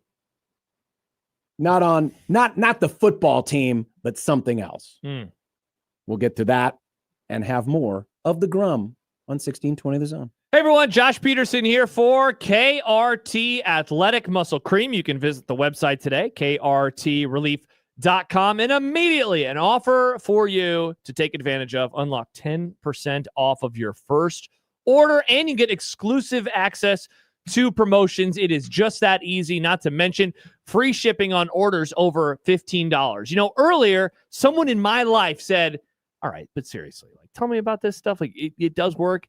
To which I could not respond fast enough.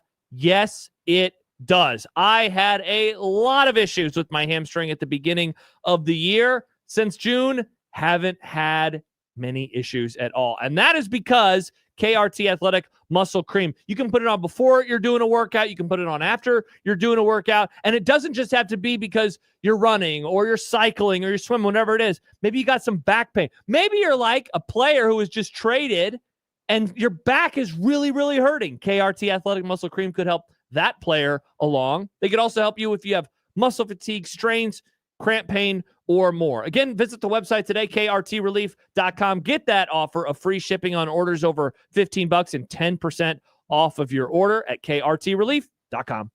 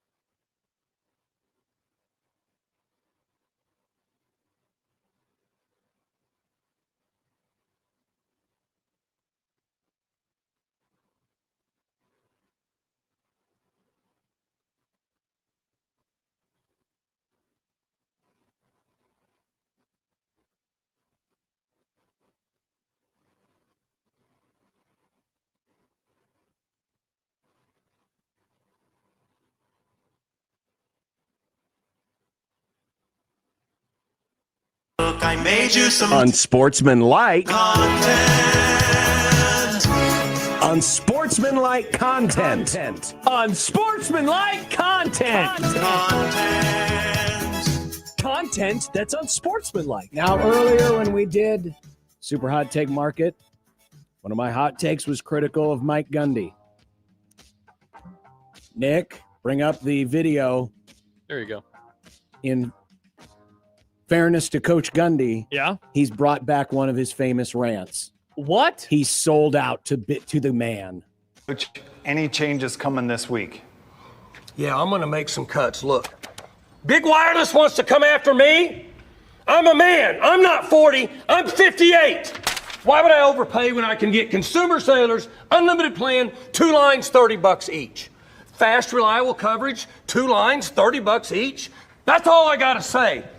Big Wireless makes me want to puke.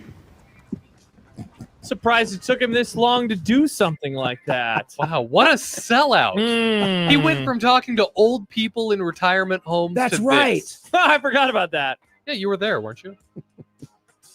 Well, maybe he can use some of that extra money he's getting from this new cell company to, make up the difference between his program and Oregon's. Maybe he could. Brett McMurphy's latest bowl prediction has Nebraska playing Mike Gundy? Tennessee. in the ReliaQuest Bowl. We love the ReliaQuest We do. Bowl. Big fan of the ReliaQuest Bring Bowl. back the old sponsor. Now, would you rather the bowl gods troll us with the matchup Nebraska canceled or a game versus Trev Albert's Goobers from Texas Ass and More Ass? I'd rather have the Tennessee game, though. If Tennessee were to win that matchup, God. dear God, would we hear about it until the end of tweets. time? Imagine the tweets. Nick, this is a great question. So maybe my pick is actually Texas A&M. I think the A&M build up would be, I think, more insufferable, but the Tennessee game and potential loss would be worse.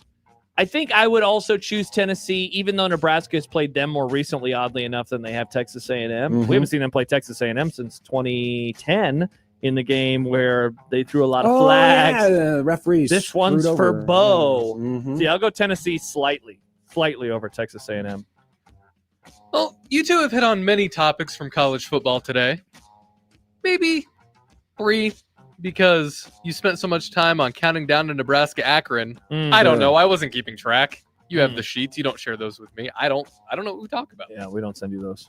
But you got any other stories from this weekend slate that you'd like to dive into before we are on to Akron? Yeah, I mean, we hit on, I think, the big stories, right? We talked about Arch. You haven't really opined about North Carolina a whole lot. Well, they sucked. They did. Yeah, they were really, really bad. I mean, look, I know that I spent some time earlier talking about the Bama loss from the Bama perspective. I was seriously impressed with Florida State.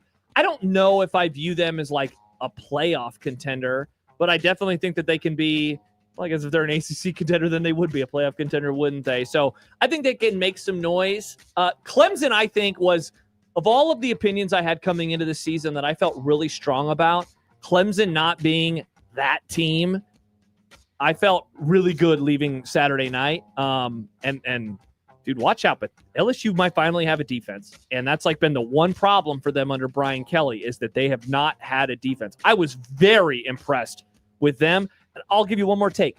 I couldn't believe, did you see the catch that was called incomplete? And then did you see that touchdown, or did you fall asleep by that point in time? I don't remember. So there was this play, and there's been a lot of controversy in the discussion about it.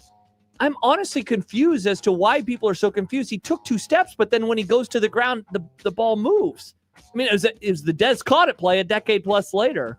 I thought that we all knew that you have to complete the catch. So I was just confused, I guess, about all the complaining about it. I was impressed, though, by LSU in that victory. If Brian Kelly were here right now, I would pat him on his head and say, good boy, good job. Good job. You finally figured out that you can't just outscore teams 50 to 49. Interesting. And win they did games. something good, and you still can't be a nice guy. Yeah, John, why? I am being nice. I'm patting him on his proverbial head and saying, good job. You're not as good as my guy, Marcus Freeman, but you're getting there. You're getting there. Nice. What about Auburn? That was impressive. Auburn went as in there hell. and they beat Baylor on the road. Good on you, Auburn. Yeah. So maybe your coach going out and playing golf a little more than he should isn't such a bad thing after all. Maybe we should all golf more often. According to Pete Thamel, the ACC is debating on whether or not to join the rest of the Power 4 with 9 conference games or sticking with 8 but mandating 2 P4 non-conference games. Will this ride ever stop? No, it won't. Don't overthink it. There's a reason why you play in a conference, so you can all play each other. Now that the conferences are way too damn big, no one gets to play each other every year. But why you wouldn't just move to, why would you mandate 2 Power 4 non-conference games? You're probably not going to get enough teams to agree with you in the first place. So it's a silly mandate. Just go to 9 games and be done with it. I actually like the idea of 8 with 2 Power 4 non-conference games more than 9 with 1 because it would mean more cross-pollination of the sport. But the issue is, as you mentioned, the conferences are too unwieldy. Like 8 with 2 mandated would have been awesome in like 05. Like that would have been really good for us as sports fans. The conferences were smaller. If there was a divisional model, you were playing all your divisions and usually half of the other division. It was great. When will the silliness end? Will the silliness end? It will, but then we'll get ready to complain about something else. It'll be a whole lot of fun. John's favorite broadcasting place, Fox, ranked the top trades in NFL history and put the Micah Parsons trade 4th behind the Herschel Walker deal, the Marshall Faulk trade, and the Eric Dickerson trade. Where would you rank this list? Well, we're obviously able to view a lot of the other ones with the benefit of hindsight, right? Like we know that the Herschel Walker trade brought Dallas a lot of success. We know that the Marshall Faulk trade brought the Rams a Super Bowl and another appearance. I don't really have any takes about Eric Dickerson. Matthew Stafford, I mean, like that has been great for both Detroit and the Rams. Brett Favre brought Green Bay a Super Bowl, et cetera, et cetera. So, like, let's see. I mean, certainly in my lifetime, it's the biggest one that I can remember the Cowboys ever making from a horrific perspective. But, you know, like if it brings the Packers a Super Bowl, it's going to climb a little bit higher. Sure. Yeah. It's way too early. It's too early to tell. I mean, there's so many trades on here. Steve Young going over from the Bucks, Brett Favre coming over from the Falcons. Look at Christian McCaffrey. Jerome Bettis coming over from the Rams. Those are much more impactful trades than Micah Parsons is right now because we don't know what's going to happen yet. Yeah, it's a weird list. It is a weird list. And in the words of Mike Ferrin, too soon. Too early to tell. Too early to tell. Yeah. Don't look now, but suddenly resurgent Rangers are just 1.5 games back from the Mariners for the last AL wildcard, with the Royals only 2.5 back. What should the urgency meter be like for the M's right now? Very urgent. Like firm? Like very firm. Firmly urgent? Firmly urgent. Urgently firm. Firmgent. Nick, you'll be urgently firm someday. They need to get Can't off wait. the East Coast. They need to petition the American League and say we don't want to play any more games east of the Rockies. Are you saying Mike Ferrin's geography plan is what they should be pushing for? No. I'm That just saying kinda that's sounded like it. That's what but no one listens to the Mariners anyway. I like geography plan. Look out for the Rangers. Geography boy. They just kind of snuck in out of nowhere. I can't wait for them Won to 6 in a row. Them to trade away some good player. They'd be next. Paige Beckers, they But can just trade her away. For famously, Dallas. the Rangers are the one team that's brought glory and championships to that part of the world. Yeah, the Mavericks won one 14 years ago. I can't think of a single current Rangers player. I'm not really Rangers filled, to be fair. Alex Rodriguez played for him one time. I said current. Does Vlad Guerrero Jr. play Langford, for them? the former Florida Gator, is a Texas Ranger. Langford. There we go. I You know. like baseball? I know Wyatt Langford. I know him. Interesting. From the "oh no, disaster" department comes the first run out of the tunnel for the Oregon Duck mascot. Bring the Ducks towards Autzen. Best part is the announcers go quiet. Oh, It's my like, gosh. I'm not sure what to do. So what happened was Big Ten Network, they had the opening slate. They had the drone shot outside the stadium. Then they cut to a shot inside the stadium where the guy in the duck costume has already fallen and his head has Gets fallen ready off. to bring the Ducks And he immediately gets up and runs back in. Runs back to the locker room while some other guy picks up the head and runs back to the locker room. It's good to see a guy following mascot code. Don't let them see my face. You got to follow mascot code. That's true, because I see puddles and I know it's puddles, but if I see the dude in puddles, I'm just going to see the dude inside of puddles. It's like a kid at a mall seeing Santa ripping darts. There was speculation that this wasn't the actual or the real mascot because they had it's a body double puddles. Well, that they had sent the other official mascot to the game day set because they were there for Lee Corso, and that's one of his favorite mascots. Wait, so like a backup guy inside the costume? This is like a backup guy in the costume and the backup costume. So the head falls off on the backup costume a little more often. Interesting. I like that theory. I hadn't heard that. It's like how some world leaders allegedly have body doubles that go to places for them. Saddam Hussein, famously. Yeah. By the way, he did not do yes, he ran away from the camera, but he did not cover his face. I noticed that, too. He had to see where he was going, otherwise he'd fall again. Yeah, can you imagine if he ran into the goal? Try covering your face with a couple of wings. I think it would have been better if he just laid there on the ground and not moved. But then the kids would be mortified. He did the Family Guy fall. And then they bring out the equine ambulance and they put a little big sheet over him. It wouldn't have gone well. Oh, sorry, Puddles ain't coming back no more. Jay Wright has decided to step away from being full-time television analyst after 3 years to devote more time to his other position at Villanova University. Are we surprised? I am, mainly because he retired. Like, he wanted to get out of the game a few years ago. Plus, he's been a pretty good broadcaster He has. for the NCAA tournament. So I'm surprised, but I'm always surprised at older people who don't just enjoy not having to do this stuff anymore. Yeah, that's true. People love just working. Be done with it. Enjoy the fruits of your labor. Listen, he's got probably more money than Many fruits. he'll ever be able to spend, but I don't think And he many was only suits. really working during the tournament, right? Yeah. Was he part I of mean, their he would be- studio stuff in the regular season? He would do stuff during the regular Okay. season. Yeah.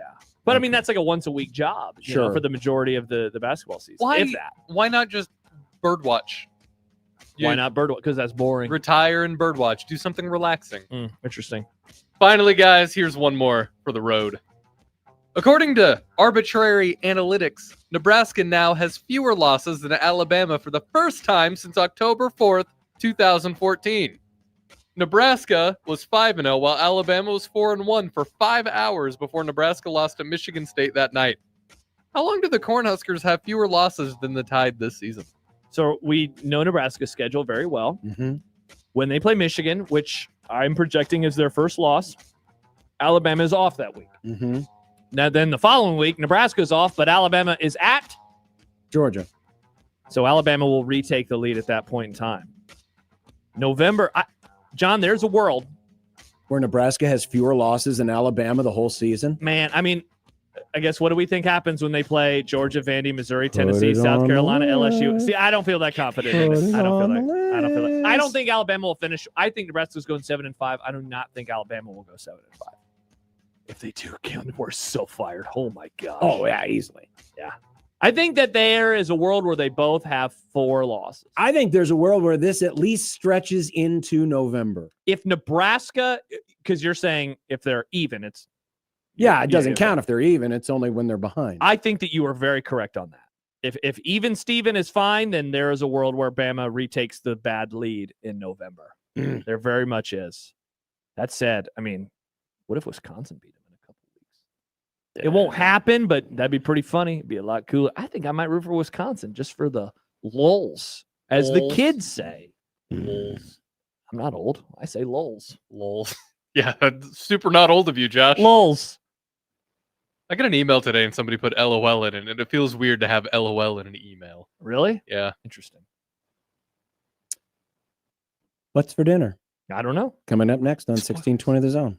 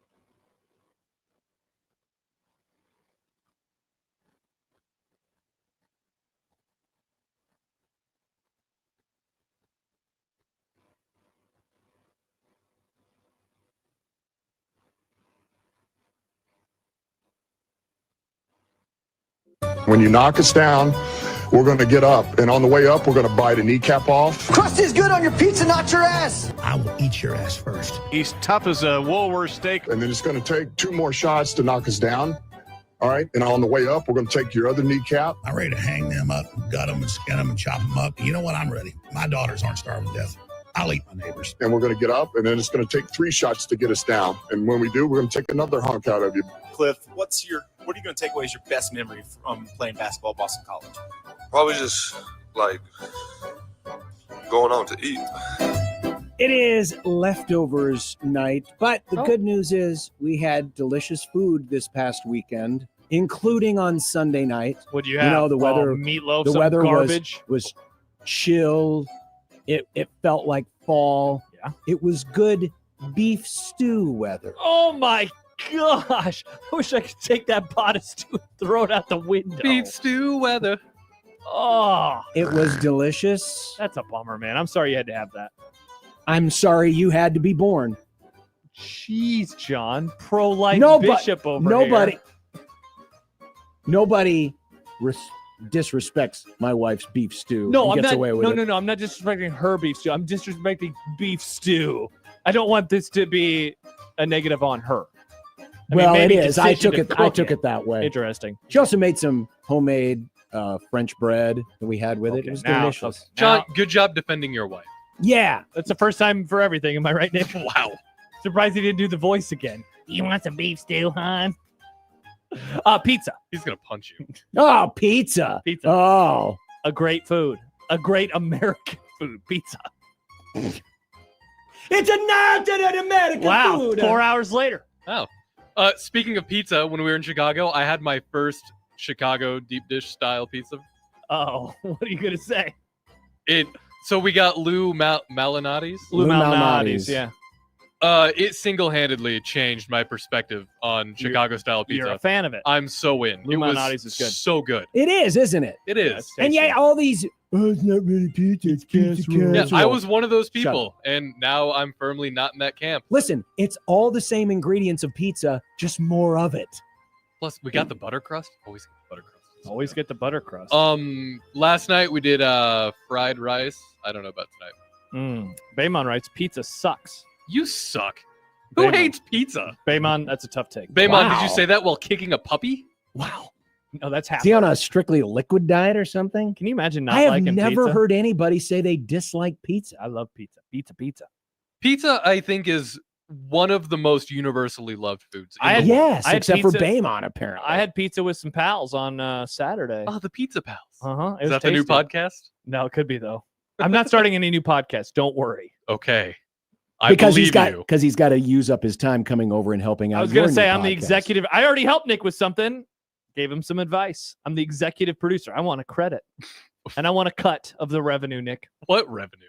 The future revenue. You know, I'm buying low. You had your chance to get in on the Formula Friday bandwagon. I offered to make it part of the That's I-80 true. network, and you That's said true. no. That's true. He did. I was going to do it. What's wrong with you snooty people over there? You got something against Europeans? I don't. Though Jack does hate their pizza. When he went to Italy, he said the pizza sucked.